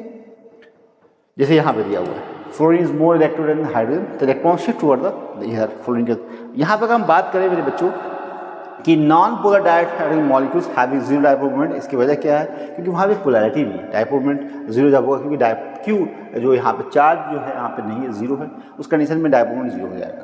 अब यहाँ पे बात करें कि जो रिजल्टेंट जो डायपोल मोमेंट अगर निकालना हो तो उस कंडीशन में आपको इस फॉर्मूले यूज़ करना पड़ेगा, जहाँ पे म्यू बराबर μ1 स्क्वायर प्लस μ2 2 μ1 cos थीटा, जो कि μ1 और μ2 जो होता है bond moment of various bond representing the molecules, एक ज़्यादा बॉन्ड है वहाँ पे, उस कंडीशन में उन सबका डायपोल मोमेंट जोड़ के और आप निकाल सकते हैं फॉर्मूला यूज़ करके। तो इसको याद रखना है, ठीक है। चलिए अगर हम बात करते हैं डायपोल मोमेंट की बात करें अमोनिया में और यहाँ पे NH3 में, तो यहाँ पे ज़्यादा किसका होगा, यहाँ पे NH3 और NF3 में although the fluorine is more electronegative than hydrogen, तो उस कंडीशन में क्या होगा कि नाइट्रोजन और फ्लोरीन के बीच में बॉन्ड होगा, उसकी जो पोलैरिटी होगी इस तरह से होगी, इधर ये आपको नेगेटिव होगा और ये आपका प्लस होगा, ये नेगेटिव होगा ये प्लस होगा, ये नेगेटिव होगा ये आपको प्लस होगा, उस कंडीशन डायपोल मोमेंट डायरेक्शन इधर होगी। लेकिन यहाँ पे जो डायरेक्शन होगी नाइट्रोजन जो है हाइड्रोजन से ज़्यादा इलेक्ट्रोनेगेटिव होता है, तो यहाँ पे प्लस होगा तो डायरेक्शन नहीं हो जाएगी। तो अब लोन पेयर की डायरेक्शन इधर है, अगर देखें तो उस कंडीशन रिजल्टेंट डायपोल मोमेंट जो होगा यहाँ पे ज़्यादा होगा क्योंकि यहाँ पे जुड़ जाएगा, प्लस हो जाएगा। यहाँ पे क्या होगा कि जो यहाँ आपस में कैंसिल करेंगे तो डायपोल मोमेंट जो अगर बात करते हैं तो यहाँ पे ज़्यादा होगा NH3 में एज कम्पेयर टू NF3 में। यहाँ पे देखिए डायपोल मोमेंट यहाँ पे 0.80 10 के पावर -13 है यहाँ पे, लेकिन यहाँ पे आपको 4.9 है, ओके। तो फ्लोरीन यहाँ पे कह सकते हैं, समझ में आ रही बात। तो रिजल्टेंट डायपोल मोमेंट यहाँ पे NH3 में ज़्यादा है एज कम्पेयर टू NF3, क्योंकि यहाँ पे कैंसिल आउट हो जाएगा क्योंकि वेक्टर क्वांटिटी है। चलिए अगर हम बात करते हैं lone pair of nitrogen oppose the dipole moment NF3 whereas reinforce dipole moment of NH3। Application की बात करें तो यहाँ पे determination of the polarity of bond, dipole moment use करके हम बॉन्ड की पोलैरिटी को निकाल सकते हैं। Calculation of percentage of ionic character, इसको यूज़ करके तो यहाँ पे जो आयनिक कैरेक्टर है किसी भी बॉन्ड के अंदर उसको निकाल सकते हैं, म्यू ऑब्जर्व और म्यू आयनिक जो कि डायपोल मोमेंट इंटू 100, तो आप परसेंटेज निकाल सकते हैं इससे, ठीक है बच्चों। चलिए अब देखिए एक बात और है, फैजाज रूल्स जहाँ से क्वेश्चन आते हैं, और ये भी एक अच्छा टॉपिक है। फैजाज रूल्स एक क्वेश्चन बन जाते हैं इस टॉपिक से, और यहाँ पर बात करें according to Fajans rules the magnitude of covalent जो कैरेक्टर है in ionic bond depend upon the extent of polarisation caused by cation. मतलब कि जो आयनिक कंपाउंड्स है उसमें कोवैलेंट कैरेक्टर अगर आ रहा है, इसकी वजह क्या होती है, जब भी साइज में डिफरेंसेस आएगा केटायन और एनायन के साइज में डिफरेंस आएगा वहाँ पे कोवैलेंट कैरेक्टर आ जाएगा। जब साइज बराबर होगा केटायन एनायन के उस कंडीशन में आयनिक कंपाउंड होगा, और वहाँ पे पोलराइजेशन नहीं हो पाएगा, दैट्स वाई कोवैलेंट कैरेक्टर बहुत ही कम होगा तो प्योर कोई भी बॉन्ड आयनिक या कोवैलेंट नहीं होता है। यहाँ पे कह सकते हैं कि according to Fajans rules magnitude of covalent character, जो यहाँ आयनिक कंपाउंड में जो कोवैलेंट कैरेक्टर आ रहा है depend upon the extent of polarisation caused by cation. जो केटायन का साइज अगर छोटा है, एनायन का साइज बहुत बड़ा है, उस कंडीशन में केटायन पोलराइज ज़्यादा करेगा, उस कंडीशन में परसेंटेज ऑफ कोवैलेंट कैरेक्टर यहाँ पे आ जाएगा। तो यहाँ पे जो वजह जो बन रही है कोवैलेंट बॉन्ड का जो कैरेक्टर आ रहा है इसमें due to the size of cation and size of anion. तो यहाँ पे जब डिफरेंसेस बहुत ज़्यादा होगा केटायन एनायन के, उस कंडीशन में बॉन्ड के अंदर यहाँ पे केटायन पोलराइज एनायन की साइज बहुत बड़ा होगा, इसको पोलराइज करेगा और यहाँ पे कोवेलेंट कैरेक्टर आ जाएगा, ओवरलैपिंग आ जाएगी। ओके, चलिए यहाँ पे अगर बात करते हैं इन जनरल की बात करें अगर, तो स्मॉलर केटायन साइज केटायन जो होता है greater it is the polarising power. जब भी केटायन का साइज छोटा होगा पोलराइज ज़्यादा करेगा, कोवेलेंट कैरेक्टर ज़्यादा आ जाएगा। Among the two cation of similar size, polarizing power of cations with the noble gas configurations is larger than the cations noble gas configurations N2sp2, और यहाँ पे polarising power of silver is more than potassium. Polarising power of silver plus is more than potassium plus, larger than ion more will the polarise. जब ion size बहुत बड़ा होगा तो ज़्यादा polarise होगा। तो यहाँ पे कुछ लाइन्स हैं जो कि इंपॉर्टेंट है। For the formation of ionic bond between the two atoms, electronegativity differences between should be greater than 1.9, equal या ग्रेटर देन 1.9। तो यहाँ पे जब भी फॉर्मेशन ऑफ आयनिक बॉन्ड होगा बिटवीन द टू एटम्स, तो वहाँ पे जो दो एटम के बीच का जो इलेक्ट्रोनेगेटिविटी का डिफरेंसेस है वो हमेशा या तो 1.9 के बराबर हो या फिर ज़्यादा होना चाहिए। ओके, यहाँ पे दूसरी बात बोले कि यहाँ पे the dipole moment of CO जो है molecules greater than expected, this is because of the presence of dative या कोऑर्डिनेट बॉन्ड की वजह से होता है, क्योंकि जो कार्बन जो यहाँ पे मॉलिक्यूल्स होता है यहाँ पे डेटिव बॉन्ड प्रेजेंस होता है। उस कंडीशन में क्या होता है कि जो एक्सपेक्टेड जो डाइपोल मोमेंट होता है यहाँ पे उससे ज़्यादा होता है। तो dipole moment of CO molecule greater than expected, this is because of the presence of dative bond या कोऑर्डिनेट बॉन्ड प्रेजेंट होता है यहाँ पे। ठीक है, तो ये all about polarity in the bond या डाइपोल मोमेंट से क्वेश्चन आते हैं, तो आप इससे कन्फ्यूजन नहीं क्रिएट करना है। अब सबसे ज़रूरी, सबसे इम्पॉर्टेंट जो कि valence shell electron pair responsibility है, यहाँ पे कुछ एजम्पशन है इसको जानना है और यहाँ से क्वेश्चन आते हैं। तो यहाँ पे this theory was developed by the नाइलोमा एंड गिब्सी। According to this theory bonded atom in a molecules adopt the arrangement around the central atom which keep the atom for about the possibility. अब यहाँ पे कहने का मतलब जब atom आपस में जुड़ते हैं उससे पहले जो बॉन्डिंग ऑर्बिटल्स है वो आपस में एक लार्जर डिस्टेंस पे होते हैं, मैक्सिमम डिस्टेंस पे होते हैं, इनके बीच में रिपल्सन मिनिमम रिपल्सन है, एटलीस्ट उसको स्टेबल आप कह सकते हो। तो यहाँ पर अगर हम बात करें कि जिससे कार्बन है, इसके पास 4 हाइब्रिड ऑर्बिटल है, तो ये आपस में इतने मैक्सिमम डिस्टेंस होंगे जिससे कि इनके बीच में रिपल्सन मिनिमम हो सके।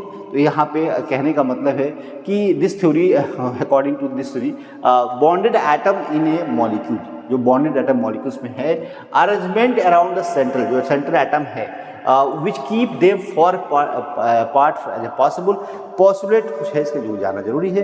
तो यहाँ पे अगर हम बात करते हैं कि शेप ऑफ द मॉलिक्यूल्स के बारे में इन्होंने बताया, shape of molecule depend upon the number of valence shell electron pair bonded या non bonded around the center. जो भी आपके जो सेंटर एटम है जो बॉन्ड बना रहा है इससे ज़्यादा, उस कंडीशन में वहाँ पे जो नंबर ऑफ वैलेंस इलेक्ट्रॉन है या बॉन्डेड इलेक्ट्रॉन है या लोन पे इलेक्ट्रॉन डिसाइड करेगा, ज्योमेट्री या शेप डिसाइड करेगा, उसी पे डिपेंड करेगा। तो shape of the molecule depend upon the number of valence shell electron pair, या बॉन्डेड कह सकते हैं इसको, नॉन बॉन्डेड कह सकते हैं, उन पर डिपेंड करेगा। Electrons pair in valence electron repel to each other, बिल्कुल है, जब भी वैलेंस इलेक्ट्रॉन अगर प्रेजेंट होंगे आपस में रिपल करेंगे एक दूसरे से। लेकिन रिपल्सन जो होगा ज़्यादा कहाँ होगा, यहाँ पे लोन पेयर जो फ्री इलेक्ट्रॉन्स होता है हमारे पास ज़्यादा होगा as compare to lone pair bond pair, और सबसे कम बॉन्ड पेयर, क्योंकि बॉन्ड पेयर इलेक्ट्रॉन्स फ्री नहीं है, बॉन्डिंग में पार्टिसिपेट उनके बीच में रिपल्सन मिनिमम होगा। ओके, तो बाद में बात करें कि व्हेन 2 या more structure can be represented in molecules the VSEPR models is applicable to any such structure. यहाँ पे देखिए, अब इसको अगर हम बात करें तो इन्होंने शेप के बारे में बताया, ज्योमेट्री के बारे में बताया, और on the basis of valence electron जो कि लोन पेयर और आपके बॉन्डेड पेयर इलेक्ट्रॉन्स होंगे उनके उस पर शेप मॉलिक्यूल डिपेंड करता है।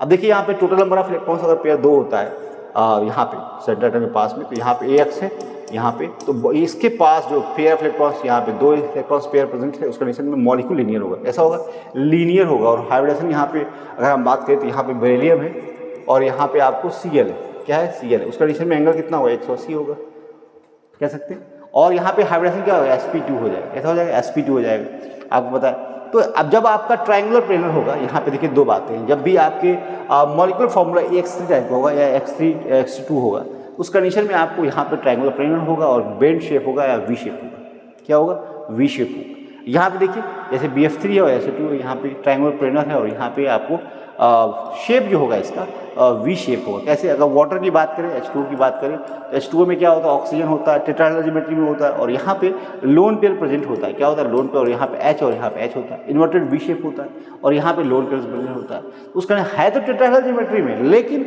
यहाँ पे जो शेप होगा इन्वर्टेड वी शेप होगा। और उस कंडीशन में यहाँ पे आपको देख सकते हैं कि जो लोन पेयर है इनके बीच में रिपल्सन होगा और यहाँ पे जो बॉन्ड एंगल होगा जो रेगुलर ज्योमेट्री जो होती है टेट्राहेड्रल की उससे कम हो जाएगा, क्योंकि इनके बीच में रिपल्सन होने की वजह से यहाँ पे इनके बीच में रिपल्सन होगा और यहाँ पे बॉन्ड आपके जो आपस में यहाँ पे कम हो जाएगा, बॉन्ड एंगल यहाँ पे डिक्रीज हो जाएगा as capital regular bond angle जो होता है। तो इस तरह से आपको इसको याद रखना है। अब देखिए यहाँ पे अगर हम बात करें कि अगर 4 total number of valence electron होता है उस कंडीशन में इस तरह के फॉर्मूला बन सकता है और यहाँ पे टेट्राहेड्रल, ट्राइगोनल, बाइपिरामिडल और बेंड शेप बन सकता है।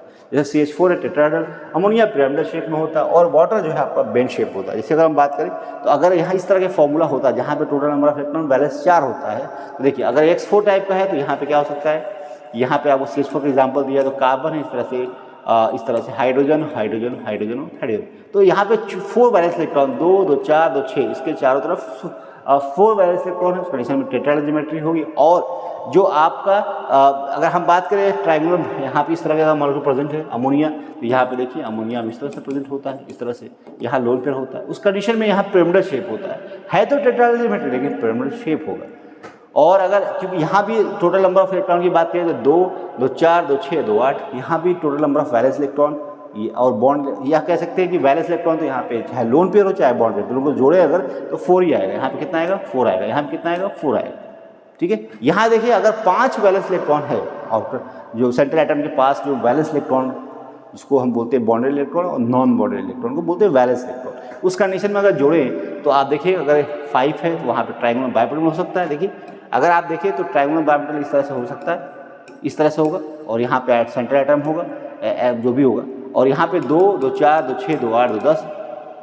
तो यहाँ पे आप देखें तो यहाँ पे आपका ट्रायंगुलर बाइपिरामिडल होगा, इसको बोलते हैं ट्रायंगुलर, और यहाँ पे एक ऊपर प्लेनर है, यहाँ ट्रायंगुलर बाइपिरामिडल, पिरामिड ऊपर बन रहा है नीचे बन रहा है। यहाँ पे इरेगुलर टेट्राहेड्रल शीशा आएगा, तो यहाँ पे यहाँ से हटाएंगे तो डिफरेंट शेप आएगा। देखिए अगर आपने इस तरह से ज्योमेट्री बनी, जब भी 5 वैलेंस इलेक्ट्रॉन होंगे तो ट्रायंगुलर बाइपिरामिडल होता है। अब अगर आपको देखना है कैसे समझना है तो यहाँ पे देखिए अगर आपने यहाँ पे इलेक्ट्रॉन रख दिया, लोन पेयर इलेक्ट्रॉन रखा, उस कंडीशन में ट्रायंगुलर आ जाएगा। देखिए यहाँ पे ट्रायंगुलर अगर हम बात करें, अगर आपने यहाँ रखा तो आपको शीशा आ जाएगा। अगर लीनियर की बात करें तो यहाँ पे अगर रख दिया आपने, तीनों पे रख दिया, इस कंडीशन पे अगर आपने लोन पेयर रख दिया, लोन पेयर, और यहाँ बॉन्ड पेयर रख दिया तो ये लीनियर शेप आ जाएगा। तो इस तरह से डिफरेंट ज्योमेट्रिकल शेप आ जाएगा, ठीक है। चलिए अगर हम बात करते हैं 6 की बात करते हैं तो यहाँ पे अगर 6 है जो कि ऑक्टाहेड्रल होता है, 6 अगर है इस तरह से सेंट्रल एटम में इस तरह से 6 होगा तो ऑक्टाहेड्रल हो जाएगा, क्योंकि यहाँ पे बॉन्ड पेयर इस तरह से इलेक्ट्रॉन्स यहाँ प्रेजेंट है। लेकिन अगर यहाँ पे जो बॉन्ड एंगल 190 का होता है, यहाँ पे 2 बॉन्ड के बीच एंगल, और अगर हमने कहा कि लोन पेयर यहाँ हटाया, यहाँ पे लोन पेयर रख दिया और यहाँ लोन पेयर रख दिया, उस कंडीशन में स्क्वायर में आ जाएगा, स्क्वायर प्लेनर में आ जाएगा।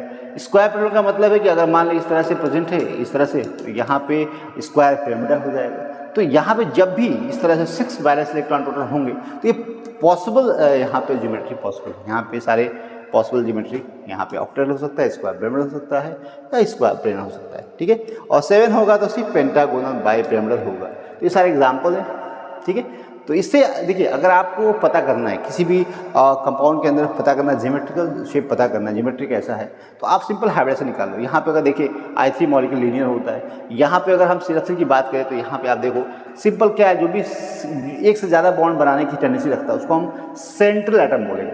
क्या बोलेंगे? सेंट्रल एटम बोलेंगे। तो क्लोरीन क्या होता है, इसके पास वैकेंट d ऑर्बिटल्स होते हैं और यहाँ पे अपने जो वैलेंस है को एक्सपैंड कर सकता है, उसको वजह से हम कह सकते हैं ये आपका सेंट्रल एटम है। और फ्लोरीन एक ही बॉन्ड बना सकता है, एक्सपैंड नहीं कर सकता है। उस कंडीशन में हम देखें क्लोरीन के वैलेंस शेल में कितना होता है, 7 होता है, और फ्लोरीन कितने 3 बॉन्ड बना रहा है तो 1 यूज़ कर लेगा, 2 यूज़ कर लेगा और 3 यूज़ कर लेगा। अब यहाँ पे देखिए total number of valence electron कितना है, तो देखिए यहाँ पे 1 2 3 4 5 वैलेंस इलेक्ट्रॉन है, और 5 वैलेंस इलेक्ट्रॉन होंगे तो बताया था मैंने 5 वैलेंस इलेक्ट्रॉन होंगे तो ये पॉसिबल ज्योमेट्री हो सकती है, या तो ट्रायंगुलर पिरामिडल हो सकता है, या इरेगुलर टेट्राहेड्रल हो सकता है, या टी शेप या लीनियर हो सकता है। अब इसमें से कौन होगा, तो इसको बहुत सिंपल है, आपको पता चल गया हाइब्रिडेशन क्या होगा। तो यहाँ पे हाइब्रिडेशन sp3d2 हो जाएगा, क्योंकि यहाँ पे 5 वैलेंस इलेक्ट्रॉन है तो यहाँ पे sp3d2 हो जाएगा, ठीक है। 3 और यहाँ पे 2 5 क्या हो जाएगा, sp3d हो जाएगा। ओके, अब देखो आपको हाइब्रिडेशन पता चल गया, आपको वैलेंस इलेक्ट्रॉन पता चल गया, आपको ज्योमेट्रिकल ट्रायंगुलर बाइपिरामिडल होगी, इस तरह से बना लीजिए। अब आपको पता होना चाहिए कि जो इलेक्ट्रॉन्स होते हैं यहाँ पे जो एंगल होता है 120 होता है, इन दो बॉन्ड के बीच 120 होता है। और यहाँ पे जो एंगल होता है, यहाँ पे यहाँ से यहाँ का एंगल 90 होता है, और यहाँ से यहाँ 180 होता है, यहाँ से यहाँ आप 190 होता है। तो आप कहने का मतलब यहाँ से 120 होता है। तो जब भी लोन पेयर प्रेजेंट होता है तो कहाँ जाएगा, ऊपर जाएगा कि नीचे जाएगा? मतलब ऊपर जाएगा कि यहाँ एक्सियल बॉन्ड बोलते हैं इसको, इक्वेटोरियल बॉन्ड बोलते हैं। तो हमेशा दो लोन पेयर हमेशा कहाँ रखते हैं, इस पोजीशन पर रखते हैं, क्योंकि यहाँ पे बॉन्ड जो यहाँ पे बॉन्ड आप कह सकते हैं कि यहाँ पर रिपल्सन कम होता है, तो हमेशा इसके ऊपर रखते हैं। यहाँ पे हम इक्वेटोरियल पर रखते हैं, यहाँ पे रखेंगे। जब ये भर जाएगा तब हम यहाँ जाएंगे, कभी भी एक्सियल पोजीशन में रखेंगे, क्योंकि वहाँ पे नंबर ऑफ रिपल्सन ज़्यादा हो जाएंगे, तो उससे आपका जो स्टेबिलिटी जो है कम हो जाएगी। तो अगर हम देखें नंबर ऑफ देखें कितने लोन पेयर है, 2 लोन पेयर है, तो यहाँ क्या करेंगे, यहाँ रख देंगे और यहाँ रख देंगे। देखिए पहले तो बनाएंगे ट्रायंगुलर बाइपिरामिडल, पहले बनाएंगे हम ट्रायंगुलर बाइपिरामिडल इस तरह से। और जो लोन पेयर 2 है कहाँ रखेंगे, हमेशा जो है यहाँ पे ट्रायंगुलर बेस पर रखेंगे। अब यहाँ पे जो शेप आएगा कैसा होगा, देखिए शेप कैसा आएगा, ट्रायंगुलर बाइपिरामिडल तो नहीं होगा, इरेगुलर शीशा हो जाएगा, टी शेप हो जाएगा। टी शेप बन रहा है क्या, देखिए टी शेप बन रहा है क्या, देखिए लीनियर तो नहीं होगा। लीनियर कैसा होगा, जब यहाँ पे एक और हो जाएगा तब लीनियर हो जाएगा, ठीक है। तो यहाँ पे आप कह सकते हो कि यहाँ पे टी शेप हो जाएगा, कैसा हो जाएगा, टी शेप हो जाएगा, ठीक है जी, बात समझ आ रही। तो इस तरह से क्वेश्चंस बन सकते हैं। आपको पहले क्या करना है कि आपको total number of valence electron निकालना है। जैसे यहाँ पे दिया SF6 दिया हुआ है, क्या करना है, SF सल्फर का वैलेंस इलेक्ट्रॉन कितना 6 होता है, तो 2 4 तो 6 बना लीजिए। कितने फ्लोरीन जुड़े हुए हैं, 6, तो एक 2 फ्लोरीन हो जाएंगे, यहाँ 3, यहाँ 4, यहाँ 5 और यहाँ पे 6, तो 6 हो गए। अब यहाँ पे टोटल वैलेंस इलेक्ट्रॉन देखें तो 6 वैलेंस इलेक्ट्रॉन है, और तो यहाँ पे 6 पेयर ऑफ इलेक्ट्रॉन्स हो जाएंगे वैलेंस इलेक्ट्रॉन। अब उस कंडीशन में देखें हाइब्रिडाइजेशन sp3d2 हो जाएगा, sp3d2। अब ऑक्टाहेड्रल ज्योमेट्री में आ रहा है, तो ऑक्टाहेड्रल ज्योमेट्री इस तरह से बनाइए आप, इस तरह से हो जाएगा। इसका मतलब ये ऑक्टाहेड्रल हो जाएगा, ओके। BRF5 बनाएंगे तो यहाँ पे एक लोन पेयर आ जाएगा, तो स्क्वायर बाइपिरामिडल आ जाएगा। यहाँ पे अगर आपका 2 लोन पेयर प्रेजेंट हो जाएगा, जैसे जिनान है, जिनान के पास क्या होता है, इस तरह से होता है, वैलेंस कंप्लीट होता है, और 4 फ्लोरीन को जोड़ना है, एक यहाँ 2 3 4 जोड़ दीजिए। Total number of valence electron देखें तो 1 2 3 4 5 6 6, और 6 का मतलब है sp3d2, 2 3 5 1 6, और sp3d2 का मतलब है कि यहाँ पे 2 लोन पेयर प्रेजेंट है, तो यहाँ पे हम क्या करेंगे, लोन पेयर आप कहीं रख दो, यहाँ रख दो और यहाँ रख दो, क्योंकि बॉन्ड एंगल इस तरह था। अभी कैसा आ जाएगा, स्क्वायर प्लेनर आ जाएगा इसका स्ट्रक्चर, बात समझ आ रही। इस तरह से क्वेश्चंस करना होता है। चलिए, तो आप पहले क्या करेंगे कि सेंटर एटम जो भी हो, अगर मान लीजिए कि आपको निकालना है CH3 पे, किसी पे भी निकालना है, हाइब्रिडाइजेशन निकालिए, टोटल नंबर ऑफ लोन पे निकालिए और बॉन्ड पे निकालिए। आप बता दीजिए इस शेप क्या होगा, ज्योमेट्री क्या होगी, सब बता सकते हैं। चलिए अब वैलेंस बॉन्ड थ्योरी की बात करते हैं। यहाँ पे वैलेंस बॉन्ड थ्योरी क्या होती है, यहाँ पे this theory was introduce by the Hitler and London 1927 में, develop further bye polling and others. यहाँ पे क्या इनके पॉस्टुलेट थे जो कि जाना जरूरी है। Bond is formed due to the interactions of valence electron, the core electrons do not participate in the bond formation. तो वैलेंस इलेक्ट्रॉन जो बाहरी शेल में इलेक्ट्रॉन्स होते हैं वही बॉन्डिंग में पार्टिसिपेट करते हैं, आदान प्रदान करें या शेयरिंग करें, या एक दे दूसरा ले, तो जो भी हो रहा है वो आउटरमोस्ट शेल से होता है, वैलेंस शेल से होता है, ओके, पहली बात। दूसरी बात, during the bond formation only valence electron lose their identity, valence electron lose their identity. Bond formation is accompanied by the release of energy and it's account stability of the bond. यहाँ पे क्या हो रहा है, देखिए जब भी 2 atom आपस में करीब आ रहे हैं, यहाँ पे 2 एटम की एनर्जी बहुत ज़्यादा है, ठीक है, जब करीब आते हैं तो इनकी एनर्जी घटती है, नेगेटिव हो जाती है, और इस कंडीशन में यहाँ पे स्टेबल हो जाती है। यहाँ पे एनर्जी बहुत ज़्यादा होती है, रिपल्सन होता है, जैसे जैसे करीब आते हैं अट्रैक्शन बढ़ता है, और अट्रैक्शन बढ़ने की वजह से इनके बीच की जो एनर्जी है, 2 एटम की एनर्जी बहुत कम हो जाती है बाय द अट्रैक्शन। तो यहाँ पे आप कह सकते हो कि स्टेबिलिटी बढ़ने की वजह से 2 आपस में करीब आ रहे हैं। तीसरी बात है, molecules has a minimum energy at equilibrium distance known as intermolecular distance, and larger the decrease in energy stronger the bond formation. बिल्कुल बात सही है, जब भी 2 एटम बहुत करीब आते हैं और एनर्जी बहुत ज़्यादा ड्रॉप हो जाती है, उस कंडीशन में स्टेबिलिटी जो होती है एटम मॉलिक्यूल्स की बढ़ जाती है। तो ये इंपॉर्टेंट बात है।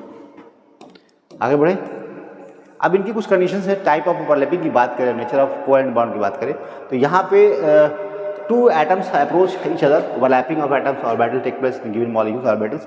When 2 atoms come close to form bond, this overlap may be positive, negative and zero dimensional depending upon the phase and direction of the orientations of the amplitude of the orbitals in the wave function space. अगर हम orbitals की wave की बात करें, orbital as a wave function की बात करते हैं, तो यहाँ पे अगर हम आपको थोड़ा सा बताते हैं इस तरह से कंस्ट्रक्टिव ओवरलैपिंग होती है, डिस्ट्रक्टिव ओवरलैपिंग, अभी हम एमओटी थ्योरी में बताते हैं, आपको एक्सप्लेन वहाँ पे ज़्यादा करते हैं। अब देखिए अब यहाँ पे जो कोवेलेंट बॉन्ड का फॉर्मेशन हो रहा है, यहाँ पे दो तरीके से होता है, यहाँ सिग्मा बॉन्ड होता है या तो पाई बॉन्ड। अब यहाँ जो सिग्मा और पाई बन रहा है कैसे बन रहा है, यहाँ देखिए सिग्मा बॉन्ड कैसे होता है, सिग्मा बॉन्ड मतलब सिंगल बॉन्ड जो बनता है वो सिग्मा बोलते हैं। पाई कैसे बोलता है, जिसमें एक से ज़्यादा बॉन्ड होता है उसमें पाई बॉन्ड होता है। तो ये कैसे बनता है, तो sigma bond is head overlapping होती है, और यहाँ पे कह सकते हैं बॉन्ड स्ट्रांग होता है, एक्सिस ओवरलैपिंग होती है। पाई बॉन्ड वीक होता है, और यहाँ पे जो ओवरलैपिंग होती है साइड वाइज ओवरलैपिंग होती है, और बॉन्ड स्ट्रांग नहीं होता, वीक होता है। जब ये बॉन्ड बनता कब है, जब सिग्मा बॉन्ड बन जाता है तब पाई बॉन्ड का फॉर्मेशन होता है। पहले पाई बॉन्ड नहीं बनता है, पहले सिग्मा बॉन्ड बनता है फिर पाई बॉन्ड बनता है। देखिए अब यहाँ पे अगर हम बात करें कैसे बनता है, देखिए अगर यहाँ पे दो ऑर्बिटल हैं, पीपी ऑर्बिटल की बात करें, यहाँ पे एसपी की बात करें, यहाँ पे कैसे बन सकता है, अगर हम कहें एसएस ओवरलैपिंग है या एसपी ओवरलैपिंग है या पीपी ओवरलैपिंग है, तो यहाँ पे आपको सिग्मा बॉन्ड का फॉर्मेशन होता है। तो अगर देखिए एस ऑर्बिटल है और यहाँ पे इलेक्ट्रॉन, यहाँ भी इलेक्ट्रॉन है, यहाँ भी इलेक्ट्रॉन है, इस तरह से, और आपस में ओवरलैप करेगा, इस तरह से दो इलेक्ट्रॉन यहाँ प्रेजेंट होंगे, सिग्मा बॉन्ड का फॉर्मेशन होगा। लेकिन यहाँ पे एस पी है, एस है, और यहाँ पे पी है, तो यहाँ पे जब बॉन्ड का फॉर्मेशन होता है, यहाँ पे आपको इस तरह से बॉन्ड का फॉर्मेशन या वैलेंस इलेक्ट्रॉन होता है, तो यहाँ पे सिग्मा बॉन्ड का फॉर्मेशन यहाँ भी होगा। जब दो ऑर्बिटल यहाँ पे भी होगा, इस तरह से हेड टू हेड ओवरलैपिंग होती है, तो यहाँ भी आपको ऑर्बिटल जो होंगे ये सिग्मा बॉन्ड होंगे, इसको बोलते हैं सिग्मा बॉन्ड। तो इस सब जगह सिग्मा बॉन्ड का फॉर्मेशन हो रहा है, और सिग्मा बॉन्ड जो बनता है स्ट्रॉन्ग बॉन्ड होता है as compare to pi bond, क्योंकि एक्सिस पे ओवरलैपिंग होती है और एक्सिस पे इलेक्ट्रॉन डेंसिटी ज़्यादा होती है। ओके, तो यहाँ पे पाई बॉन्ड कैसे बनता है, जब दो एटम ऐसे होते हैं, कहीं भी इलेक्ट्रॉन्स होता है, यहाँ भी इलेक्ट्रॉन्स होता है अपोजिट स्पिन में, और आपस में ओवरलैप कर जाते हैं, और ये जो बॉन्ड बनता है इसी को बोलते हैं पाई बॉन्ड। क्या बोलते हैं, पाई बॉन्ड, जो कि वीक होता है, और यहाँ पे दो जो अलॉन्ग द एक्सिस नहीं होती ओवरलैपिंग, इन बिटवीन एक्स, यहाँ पे एक्सिस के ओवरलैपिंग नहीं होती है, और साइड वाइज ओवरलैपिंग होती है। ठीक है, तो ये बातें आपको याद रखनी है। सिग्मा पाई बॉन्ड का मतलब अलॉन्ग द एक्सिस ओवरलैपिंग होती है, और यहाँ पे हेड टू हेड ओवरलैपिंग होती है, इन यहाँ पे साइड वाइज ओवरलैपिंग होती है, वीक होता है। अब यहाँ पे strength of sigma pi bond की बात करें, तो यहाँ पे अभी बताया मैंने कि जो सिग्मा बॉन्ड होता है स्ट्रांग होता है as compare to pi bond, यहाँ पे सिग्मा बॉन्ड स्ट्रांग होता है। ठीक है, तो strength of the bond depend upon the extent of overlapping, जितना ज़्यादा ओवरलैपिंग होगी दो एटम के बीच में, बॉन्ड उतना स्ट्रांग होगा। अगर अब दो एटम इस तरह से ओवरलैप कर रहे हैं और इनके बीच में ओवरलैपिंग इस तरह से हो रही है, इस तरह से ओवरलैपिंग, लेकिन दो ऑर्बिटल इस तरह से और ओवरलैपिंग अच्छी हो रही है इनके बीच में, इस तरह से ओवरलैपिंग हो रही है, तो ये ओवरलैपिंग एरिया ज़्यादा होता है, उस कंडीशन में बॉन्ड स्ट्रांग होगा। ठीक है, और मिसमैच करेगा ऑर्बिटल के साइज, अगर मिसमैच करेगी उस कंडीशन में इम्परफेक्ट ओवरलैपिंग होगी और बॉन्ड स्ट्रांग नहीं होने वाला है। दो सिमिलर साइज के अगर ऑर्बिटल ओवरलैप करते हैं उस कंडीशन में परफेक्ट ओवरलैपिंग होती है, बॉन्ड स्ट्रांग होता है। ठीक है, तो अब यहाँ पे देखिए इंक्रीजिंग बॉन्ड की बात करें तो ट्रिपल बॉन्ड सबसे स्ट्रांग होता है, डबल बॉन्ड उसके बाद triple bond, single bond. Triple bond, यहाँ पे बॉन्ड और लेंथ की बात करें तो यहाँ पे जितना बॉन्ड दो एटम के बीच में प्रेजेंट होगा, बॉन्ड लेंथ उतना ही कम होगी, बॉन्ड स्ट्रांग होगा, बॉन्ड एंथैल्पी होगी आपकी उतना ही ज़्यादा होगी। और इंक्रीजिंग ऑर्डर ऑफ रिएक्टिविटी की बात करते हैं तो यहाँ पे ट्रिपल बॉन्ड ज़्यादा रिएक्टिव होता है as compare to second and as compare to single bond, क्योंकि जो पाई इलेक्ट्रॉन होता है फ्री इलेक्ट्रॉन्स होता है, आसानी से इन्वॉल्व हो जाता है बॉन्ड के अंदर, केमिकल रिएक्शन के अंदर। इसलिए रिएक्टिविटी की बात करेंगे तो यहाँ पे triple bond more reactive as compare to second bond, double bond and single bond. Single bond ज़्यादा रिएक्टिव नहीं होता क्योंकि सिग्मा बॉन्ड फ्री नहीं होता है, दो न्यूक्लियस के बीच में स्ट्रांगली हेल्ड होता है, बंधा होता है। ठीक है जी, चलो अब हम बात करेंगे बच्चों कुछ और बातें हैं। Maximum number of covalent bond form between the two atoms is never greater than 3, इससे ज़्यादा नहीं हो सकते हैं, हमेशा मैक्सिमम 3 इलेक्ट्रॉन्स होंगे, 3 बॉन्ड होंगे। Pi bond is never form alone, कभी भी अकेला नहीं बन सकता, हमेशा सिग्मा पहले बनेगा फिर पाई बॉन्ड का फॉर्मेशन होगा। ओके, तो यहाँ पे head on overlapping stronger than the lateral या साइड वाइज, तो यहाँ पे हेड टू हेड ओवरलैपिंग है, या तो स्ट्रॉन्गर होती है overlapping as compare to side wise overlapping. बात नेक्स्ट करें तो यहाँ पे free rotation about the sigma bond is possible but about pi bond is not possible. जब भी सिग्मा बॉन्ड जब बनता है तो यहाँ पे आप कह सकते हो कि यहाँ पे जो फ्री रोटेशन पॉसिबल है, तो कार्बन कार्बन जब सिग्मा बॉन्ड है तो फ्री रोटेट कर सकता है, लेकिन जब भी डबल बॉन्ड का होगा फॉर्मेशन तो यहाँ पे बच्चों इस तरह से बॉन्ड बना हुआ है, जब रोटेशन करेंगे तो ये बॉन्ड टूट जाएगा, तो यहाँ पे डबल बॉन्ड जब प्रेजेंट होगा तो पाई बॉन्ड यहाँ पे ब्रेक हो जाएगा, रोटेशन फ्री पॉसिबल नहीं है, तो यहाँ रोटेशन पॉसिबल नहीं है, यहाँ रोटेशन पॉसिबल है। ठीक है जी, चलिए अब हम बात करते हैं हाइब्रिडाइजेशन की। अब हाइब्रिडाइजेशन का कॉन्सेप्ट कहाँ से आया, यहाँ पे वो बताइए, हाइब्रिडाइजेशन का कॉन्सेप्ट कहाँ से आया। देखिए अगर हम बात करें यहाँ पे, अगर देखा जाए तो यहाँ पे होता क्या है, जैसे मान लो CH4 है, ओके, या जब भी CH4 का एग्जांपल ले लें यहाँ पे, तो यहाँ पे जो कॉन्सेप्ट हाइब्रिडेशन का आया था, लिनियस पॉलिंग ने किया था 1931 में, और propose the atomic orbital similar to the energy in the valence shell of the same atoms combine with each other resulting in the more stable set of the orbital, इसको hybrid, मतलब कहने का मतलब है कि जो एक से ज़्यादा ऑर्बिटल्स आप ओवरलैप करते हैं और उसका एनर्जी सेम भी हो सकती है, डिफरेंस भी हो सकती है, नियर अबाउट सेम होती है, और उनके बीच में जब ओवरलैप जब आपस में मिक्स होता है तो एक नया सेट ऑफ हाइब्रिड ऑर्बिटल आता है जो कि नंबर उसका बराबर होता है जितना मिक्स होते हैं, जिसको बोलते हैं हाइब्रिड ऑर्बिटल। इस प्रोसेस को बोलते हैं हाइब्रिडाइजेशन। क्या बोलते हैं? हाइब्रिडाइजेशन। ओके, तो यहाँ पे हाइब्रिडाइजेशन के बाद आपको बॉन्ड का फॉर्मेशन होता है। जैसे कार्बन की बात करेगा, CH4 की बात करें तो कार्बन जैसे साथ में 4 हाइड्रोजन के साथ जुड़ता है और CH4 का फॉर्मेशन कर रहा है, तो कार्बन के पास यहाँ पे 4 वैलेंस इलेक्ट्रॉन्स है और यहाँ पे पहले यहाँ पे हाइब्रिडेशन होता है, इंटरमिक्सिंग होती है, उसके बाद बॉन्ड का फॉर्मेशन होता है। तो अगर यहाँ पे समझे कि जो CH4 में यहाँ पे होता क्या है, जैसे मान लो कि कार्बन है, कार्बन की बात करें तो यहाँ पे 1s2 है, 2s2 है, 2p2 इलेक्ट्रॉनिक कन्फिग्रेशन है, यहाँ पे 6 है। और यहाँ पे अगर देखें तो यहाँ पे वैलेंस इलेक्ट्रॉन आपका यही है, यहाँ पे वैलेंस इलेक्ट्रॉन है और यहाँ पे 2 इलेक्ट्रॉन, यहाँ पे आपको 1 और 2 इलेक्ट्रॉन। और इस कंडीशन में 2 इलेक्ट्रॉन बॉन्ड बना सकता है, लेकिन यहाँ पे इलेक्ट्रॉन जंप हो जाएगा और एक्साइटेड स्टेट में अगर देखें तो यहाँ पे इस तरह से प्रेजेंट हो जाएगा। Okay, 3 electrons. अब यहाँ पे क्या होता है कि यहाँ पे s ऑर्बिटल और ये आपके p ऑर्बिटल्स है। क्या है? s। आप जानते हो कि जब भी ss ओवरलैपिंग होगी या pp ओवरलैपिंग होगी, यहाँ पे sp ओवरलैपिंग होगी या आपको pp ओवरलैपिंग होगी, उस कंडीशन में जो बॉन्ड की स्ट्रेंथ होगी अलग अलग होगी। ss ओवरलैपिंग होगी, उसकी बॉन्ड की स्ट्रेंथ अलग होगी, बॉन्ड लेंथ अलग होगी। तो यहाँ पे अलग अलग बॉन्ड की स्ट्रेंथ मिलने वाली है, बॉन्ड की लेंथ मिलने वाली है। तो यहाँ पे अगर हम बात करें Cl2 की बात करें, यहाँ पे हम बात करें कि HCl की बात करें, यहाँ पे इस तरह से मॉलिक्यूल्स प्रेजेंट है।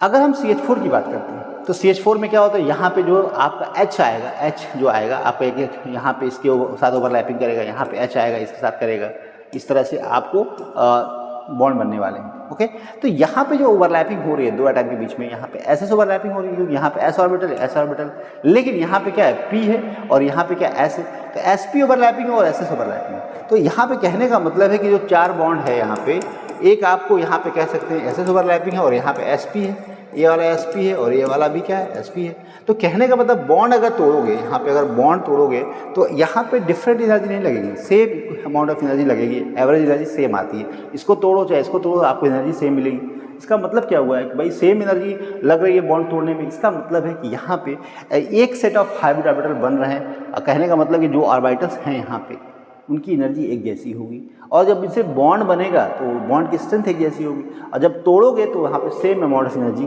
लगने वाली है। तो यहाँ पे हाइब्रिडेशन होता है। पहले बॉन्ड बनाने से पहले, इनसे बॉन्ड बनाने से पहले क्या हो रहा है, इनकी आपस में ओवरलैपिंग हो रही है। कैसे हो रही है? मिक्सिंग हो रही है। मिक्सिंग का मतलब है कि 1s हो रहा है और 3p ऑर्बिटल मिक्स हो रहा है, जिसमें sp3 इसको बोलते हैं हाइब्रिड। और सेट ऑफ जो हाइब्रिड ऑर्बिटल बन रहे हैं यहाँ पे, तो यहाँ पे 4 सेट ऑफ हाइब्रिड ऑर्बिटल्स बोलते हैं, 4 sp3 बनेंगे। अब जो 4 sp3 हाइब्रिड ऑर्बिटल बने हुए हैं, इनके साथ जो है अब हाइड्रोजन जो है ओवरलैप करेगा, और जो बॉन्ड बनेगा वो बनेगा आपको इस तरह से कि कहने का मतलब कार्बन के पास 4 sp3 हाइब्रिड ऑर्बिटल बन चुके हैं और ये आपस में मैक्सिमम डिस्टेंस होंगे कि जिसमें मिनिमम रिपल्सन हो। ओके, क्या हो? मिनिमम रिपल्सन हो, और यहाँ पे अब जाके हाइड्रोजन आके बॉन्ड बनाएगा। क्या बनाएगा? पहले से ज्योमेट्री डिसाइड हो जाती है और बॉन्ड अब आके बनाएगा। तो इस तरह से बॉन्ड, इसको बोलते हैं हाइब्रिडेशन। क्या बोलते हैं? हाइब्रिडाइजेशन। तो यहाँ पे पहले क्या हो रहा है, इंटरमिक्सिंग हो रही है, मोर या लेस जो एनर्जी होती है हाइब्रिड जो ऑर्बिटल्स हैं उनकी सेम होती है, मिक्स होते हैं, और एक नए new set of hybrid orbital का फॉर्मेशन हो रहा है जिनकी एनर्जी सबकी सेम है। यहाँ पे तो एनर्जी का डिफरेंस है, अलग है, एनर्जी अलग है, लेकिन यहाँ पे जो हाइब्रिड ऑर्बिटल बन रहे हैं उन सब की एनर्जी सेम। क्या है? सेम। अब इससे बॉन्ड जब बनेगा सेम बनने वाला, इसी को बोलते हैं हाइब्रिड। क्या बोलते हैं? हाइब्रिडाइजेशन। चलिए, तो यहाँ पे सारी बातें आप डिफरेंट टाइप ऑफ हाइब्रिडेशन होता है। देखिए यहाँ पे हाइब्रिडेशन होता है इस तरह से। अगर आपका पता नंबर ऑफ यहाँ पे sp होता है, sp2 होता है, sp3 होता है, sp3 different type of hybridisation है। तो यहाँ पे अगर हाइब्रिडेशन में एक s ऑर्बिटल और यहाँ पे एक p ऑर्बिटल मिक्स हो रहा है उसको बोलते हैं sp हाइब्रिडेशन। लेकिन एक p और एक 2 p या एक s 2 p मिल रहा है, sp2 बोलेंगे इसको। अगर एक s orbital 3 p orbital mix हो रहा है, sp3 बोलेंगे। इस तरह से निकालते हैं। अब यहाँ पे हम बात करें कि हाइब्रिडेशन के लिए अगर यहाँ पे कुछ एग्जांपल दिए हुए हैं, sp हाइब्रिडेशन होगा जब, तो जो आपका नंबर ऑफ हाइब्रिड ऑर्बिटल 2 होंगे, क्योंकि यहाँ पे 2 ऑर्बिटल मिक्स हो रहे हैं तो इसलिए नंबर ऑफ हाइब्रिड 2 होंगे। यहाँ पे 3 मिक्स हो रहे हैं तो 3, यहाँ पे 4 मिक्स हो रहे हैं तो 4, इस तरह से होंगे। तो डिफरेंट यहाँ पे शेप ऑफ मॉलिक्यूल की बात करें, डिफरेंट टाइप ऑफ हाइब्रिडेशन की बात करें तो यहाँ पे sp, sp2, sp3 जो कि ये ऑर्गेनिक कंपाउंड्स में होते हैं। यहाँ पे dsp2 या dsp3 ये सब इनऑर्गेनिक में आ जाते हैं। किसमें आते हैं? इनऑर्गेनिक कंपाउंड में, इनऑर्गेनिक कॉम्प्लेक्स में आ जाते हैं। इस तरह के हाइब्रिडेशन इनऑर्गेनिक कंपाउंड के अंदर जाते हैं। तो यहाँ पे जब भी sp हाइब्रिडेशन होता है लीनियर ज्योमेट्री होती है। बॉन्ड एंगल आपका 180 होता है। इस तरह से BCl2 है, यहाँ पे इस तरह से ज्योमेट्री प्रेजेंट होती है। यहाँ पे सेंट्रल एटम होता है और यहाँ पे इस तरह से बॉन्ड एंगल 180 होता है। ओके, तो ये सारे एग्जाम्पल कैसे हैं? सारे एग्जाम्पल आपको लीनियर ज्योमेट्री है और बॉन्ड एंगल आपका 180 है, sp हाइब्रिडेशन। तो यहाँ पे अगर निकालना हो तो सिंपल है, जैसे BCl2 है तो बोरान के अंदर वैलेंस इलेक्ट्रॉन कितने होते हैं? आपको पता है कि यहाँ पे 2 इलेक्ट्रॉन है प्रेजेंट, तो वैलेंस इलेक्ट्रॉन 2 है तो यहाँ पे 2 Cl जुड़ जाएंगे, तो यहाँ पे टोटल नंबर ऑफ बॉन्ड पे कितने? एक ही 2 है, 2 होगा तो यहाँ पे sp हाइब्रिडेशन होगा। और sp जब हाइब्रिडेशन होता है तो बॉन्ड एंगल आपका 180 होता है। अब देखिए यहाँ BF3 है, तो BF3 में क्या करना है? 3 वैलेंस इलेक्ट्रॉन होता है उसके वैलेंस शेल में। अब यहाँ पे 3 बॉन्ड बनाने का फ्लोरीन के साथ में, तो यहाँ देखिए क्या बनने वाला है? 3 बॉन्ड है, तो इसका मतलब एक S और 2 P, और यहाँ पे sp2 हो जाएगा हाइब्रिडेशन। तो इस तरह के मॉलिक्यूल्स में आप हाइब्रिडेशन sp। तो सेंट्रल एटम पे देखना है कि total number of valence electron कितने हैं, उससे आप निकाल सकते हो हाइब्रिडेशन निकल जाएगा तो आप बता सकते हो ज्योमेट्री क्या होगी। ओके, तो ट्रायंगल प्लेनर होगी, बॉन्ड एंगल 120 होगा। यहाँ पे जो बॉन्ड एंगल है इनके बीच में 120 होता है, इस तरह से होता है 120। ओके, चलिए अब टेट्राहेड्रल ज्योमेट्री होगी तो 109.28 प्राइम होता है। यहाँ पे CCl4 इस तरह से मॉलिक्यूल्स होते हैं। DSP2 होगा, स्क्वायर प्लेनर होगा, इस तरह के मॉलिक्यूल्स होंगे, वहाँ पे स्क्वायर प्लेनर ज्योमेट्री होती है। ठीक है जी। और यहाँ पे ऑक्टाहेड्रल में D2sp3 इनर और आउटर कॉम्प्लेक्स होता है। अगर आपका n-1 d ऑर्बिटल यूज होता है उसको बोलते हैं D2sp3, और लेकिन अगर nd ऑर्बिटल यूज होता है वहाँ पे sp3 यूज होता है। इस तरह से आपको याद रखना है। आगे बढ़ें, चलिए अब हम बात करते हैं बहुत ही इंपॉर्टेंट टॉपिक है मॉलिक्यूलर ऑर्बिटल थ्योरी। यहाँ पे जो मॉलिक्यूलर ऑर्बिटल थ्योरी है इसके क्या क्या एजम्पशंस हैं जो कि जरूरी है जानना, और यहाँ से क्वेश्चंस आते भी हैं, तो हम लोग इसको अच्छे से सीखेंगे। तो ये एमओटी थ्योरी जो है इसको ऊपर क्या क्या एजम्पशंस हैं यहाँ पे देखेंगे। डेवलप बाय हुंस एंड मोलिकल्स इन 1932। और यहाँ पे जो सारे फीचर्स हैं इसके क्या क्या हैं हम लोग देखते हैं। Electrons in the molecules are present in the various molecular orbital. जैसे एटम्स के अंदर इलेक्ट्रॉन्स प्रेजेंट होते हैं एटॉमिक ऑर्बिटल्स में, उसी तरह जब मॉलिक्यूल्स बनता है, जब एटम आपस में कंबाइन होता है, that is formation of molecular orbital, जहाँ पे इलेक्ट्रॉन्स प्रेजेंट होते हैं। ओके, तो atomic electrons molecules are present in the various molecular orbitals. और नेक्स्ट पॉइंट की बात करते हैं atomic orbitals comparable energy and proper symmetry combine to form molecular orbitals. यहाँ पे जब भी दो एटम आपस में एटॉमिक ऑर्बिटल कंबाइन होते हैं, प्रॉपर उसकी symmetrical symmetry and proper comparable energy अगर आपस में होता है उस कंडीशन में फॉर्म है molecular orbitals. Electron in the molecular orbitals influenced by the 2 या मोर nucleus depending upon the number of atoms in the present molecules and thus molecular orbitals poly centric हो सकता है। बात करते हैं नेक्स्ट पॉइंट की, number of molecular orbitals form equal to the number of combining atomic orbitals. जैसे atomic orbital combine हो उतना ही मॉलिक्यूलर ऑर्बिटल का फॉर्मेशन होता है। ओके, तो अगर 2 एटॉमिक ऑर्बिटल कंबाइन होते हैं उस कंडीशन में 2 मॉलिक्यूलर ऑर्बिटल का फॉर्मेशन होता है। यहाँ पे एक बॉन्डिंग होता है, एक एंटी बॉन्डिंग होता है। जब भी 2 एटम कंबाइन होते हैं उस कंडीशन में 2 बॉन्डिंग ऑर्बिटल, एक बॉन्डिंग बनेगा, दूसरा एंटी बॉन्डिंग मॉलिक्यूलर ऑर्बिटल का फॉर्मेशन होगा। ओके, बॉन्डिंग मॉलिक्यूलर ऑर्बिटल होता है लोवेस्ट एनर्जी। जब भी जो बॉन्डिंग इंटरेक्शन के बाद जो फॉर्मेशन होता है ऑर्बिटल्स का, मॉलिक्यूलर ऑर्बिटल को बोलते हैं बॉन्डिंग मॉलिक्यूलर ऑर्बिटल की एनर्जी कम होती है, एंटी बॉन्डिंग मॉलिक्यूलर की एनर्जी ज्यादा होती है। Okay, the molecular orbitals give electron probability distribution around the group of the nucleus in the molecules. Molecular orbitals filled in the accordance with the above principle or by the Pauli exclusive principles and Hund's principle. ऐसे atom में electrons को भरने के लिए rules follow होते हैं, उसी तरह सेम यहाँ भी फॉलो होने वाले हैं।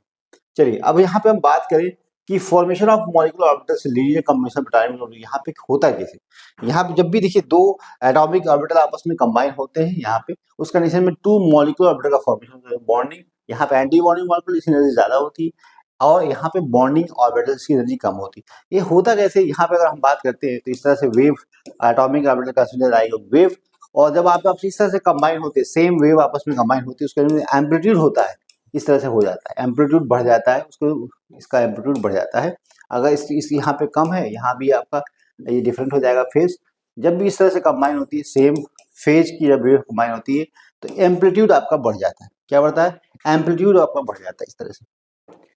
इस तरह के ओवरलैपिंग बोलते हैं कंस्ट्रक्टिव ओवरलैपिंग। क्या बोलते हैं? Constructive overlapping. लेकिन यहाँ पे जब डिफरेंट फेज में होता है, तो इस तरह से जब इंटरेक्शन होता है, बॉन्डिंग इंटरेक्शन होगा, बॉन्डिंग ऑर्बिटल्स का फॉर्मेशन होगा जब सेम फेज के ऑर्बिटल्स आपस में कंबाइन होंगे इस तरह से, तो यहाँ बॉन्डिंग ऑर्बिटल्स बनेगा। लेकिन जब इस तरह से होगा, इस तरह से होगा और दूसरा इस तरह से होगा, उस कंडीशन में आपको एंटी बॉन्डिंग मॉलिक्यूलर ऑर्बिटल का फॉर्मेशन होगा।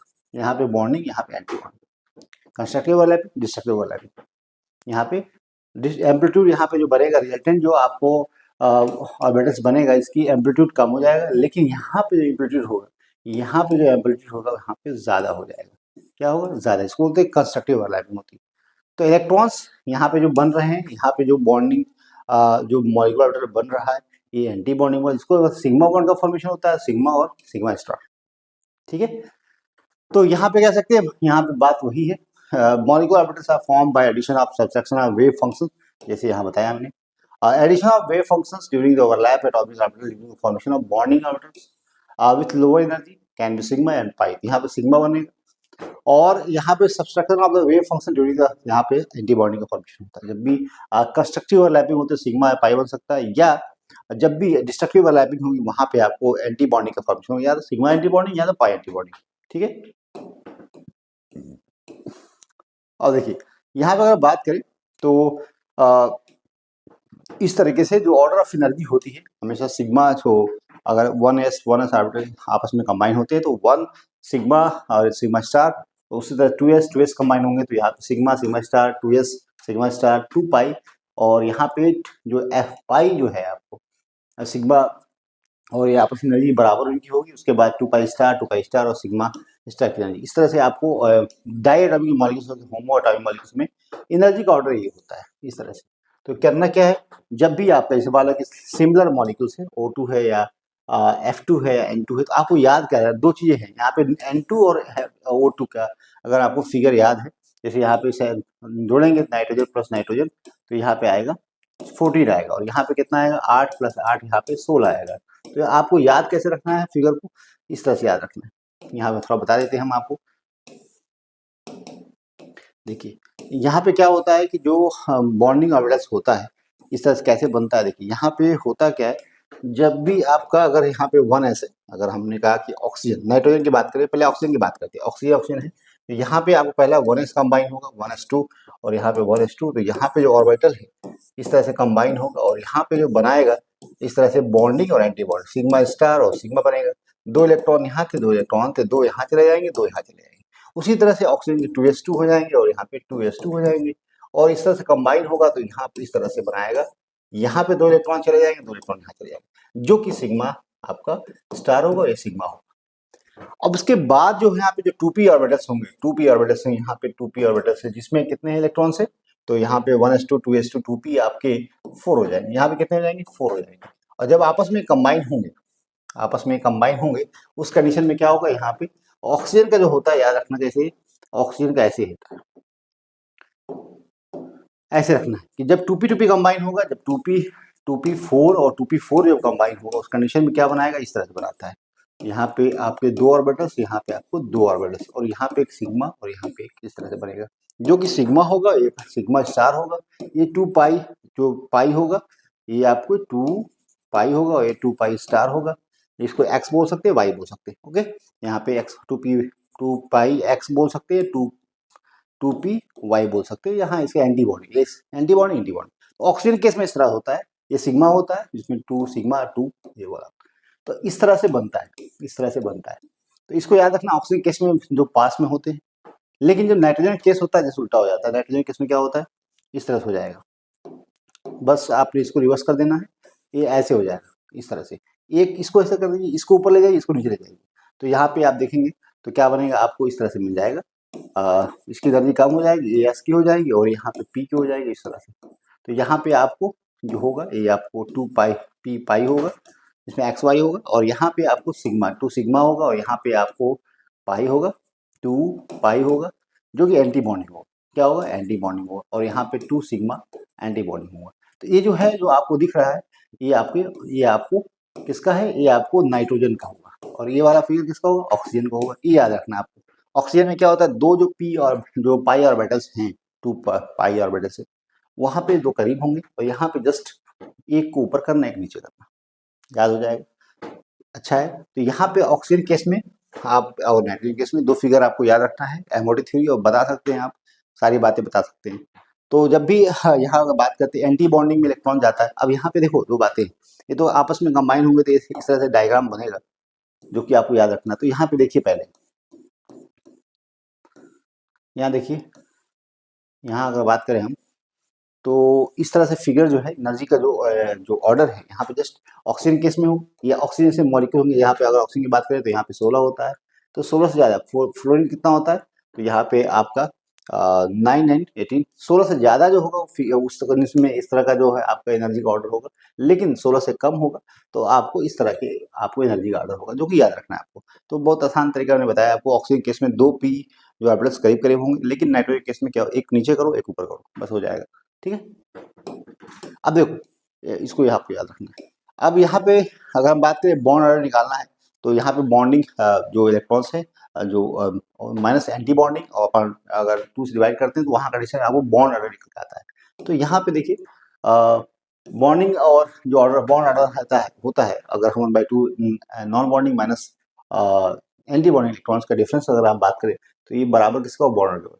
तो यहाँ पे जो बॉन्डिंग इलेक्ट्रॉन्स हैं अगर बढ़ते हैं तो उस कंडीशन में जो पॉजिटिव होगा और इसके मॉलिक्यूल स्टेबल होगा, लेकिन जब एंटी बॉन्डिंग इलेक्ट्रॉन्स ज़्यादा होंगे as compare to bonding electrons, वहाँ नेगेटिव मॉलिक्यूल होगा, अनस्टेबल होगा।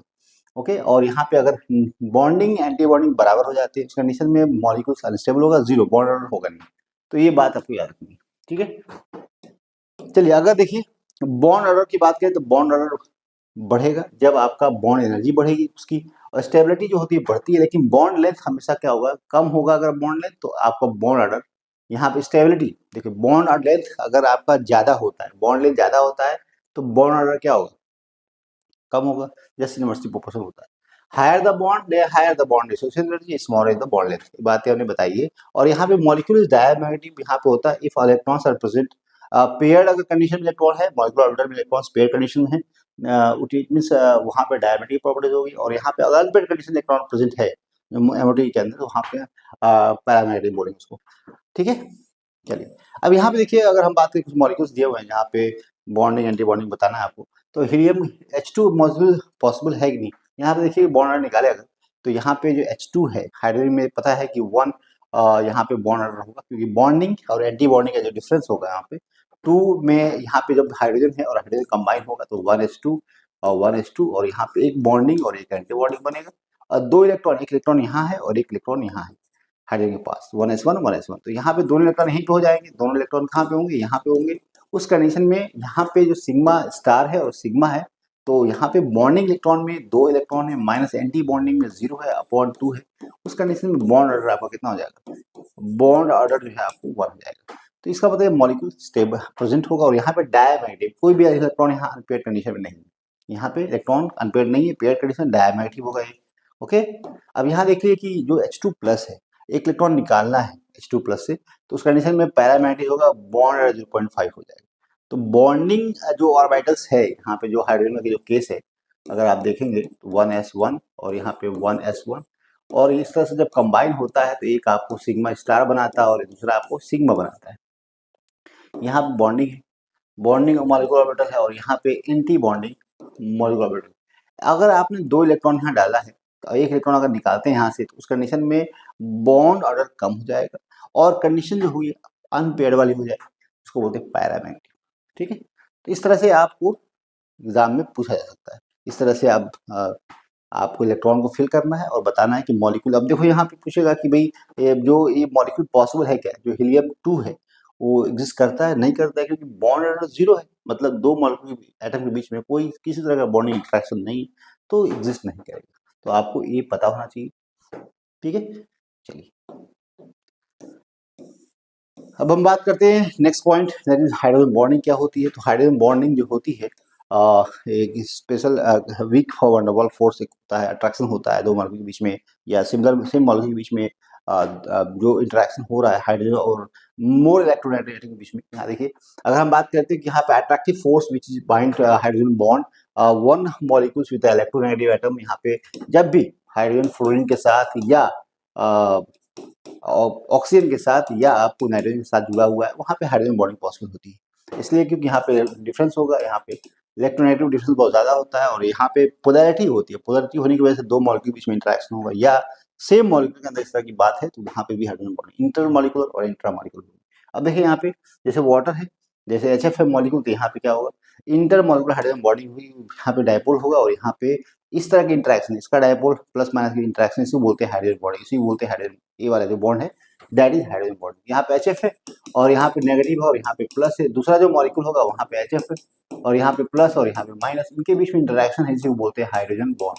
क्या बोलते हैं इसको, हाइड्रोजन बॉन्ड बोलते हैं। ठीक है, इंट्रा मॉलिक्यूल की बात की तो इंट्रा मॉलिक्यूल दो मॉलिक्यूल के बीच में होगा। इंट्रा मॉलिक्यूल का मतलब है कि यहाँ पे देखिए प्लस है और यहाँ पे माइनस है और यहाँ पे आपको जो लोन पेयर है यहाँ पे नेगेटिव है, इनके बीच में भी interaction, that is hydrogen bonding. यहाँ पे भी नेगेटिव है और यहाँ पे भी आपको प्लस और यहाँ minus, interaction that is hydrogen bond.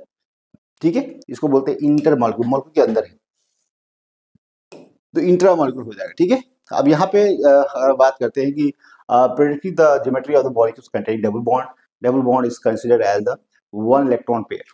और इंटर मॉलिक्यूलर हाइड्रोजन बॉन्डिंग जाहिर सी बात है बढ़ेगी तो सॉलिबिलिटी आपकी जो है आपकी बढ़ेगी। वाटर में वाटर में कुछ भी डालते हैं ना, अगर वहाँ पे इंटरेक्शन है, हाइड्रोजन बॉन्डिंग पॉसिबल है तो उसकी सॉलिबिलिटी बढ़ जाएगी। ओके, और बॉइलिंग पॉइंट उसकी बढ़ेगी, फिर जब भी हाइड्रोजन बॉन्डिंग प्रेजेंट रहेगा उसमें बॉइलिंग पॉइंट ज़्यादा होगा और उसकी वोलेटिलिटी भी कम हो जाएगी। जब भी हाइड्रोजन बॉन्डिंग होगी तो वोलेटिलिटी कम होगा बॉन्ड, और मेल्टिंग पॉइंट बढ़ जाएगा उसका। इंटर मॉलिक्यूलर बात यहाँ तो सॉलिबिलिटी और यहाँ पे बॉइलिंग पॉइंट, वोलेटिलिटी, ये सारी बातें बिल्कुल इंपॉर्टेंट है। चलिए तो हम बात करते हैं जितना हमने आप डिस्कस किया है यहाँ पे पूरा आपको अबाउट केमिकल बॉन्डिंग, और ये सारे पॉइंट्स बहुत इंपॉर्टेंट थे और आपको जानना है सारे पॉइंट्स के बारे में। क्वेश्चंस हम इसको कराते हैं नेक्स्ट वीडियो में, जो कि इंपॉर्टेंट होने वाला है, और 100 क्वेश्चन करेंगे और जेई के प्रीवियस ईयर क्वेश्चन करेंगे और साथ में कुछ नीट के क्वेश्चन भी करने वाले हैं जो कि आपको हेल्प करेगा, मदद करेगा। तो so thank you very much, और like and share and comments in my video. Thank you.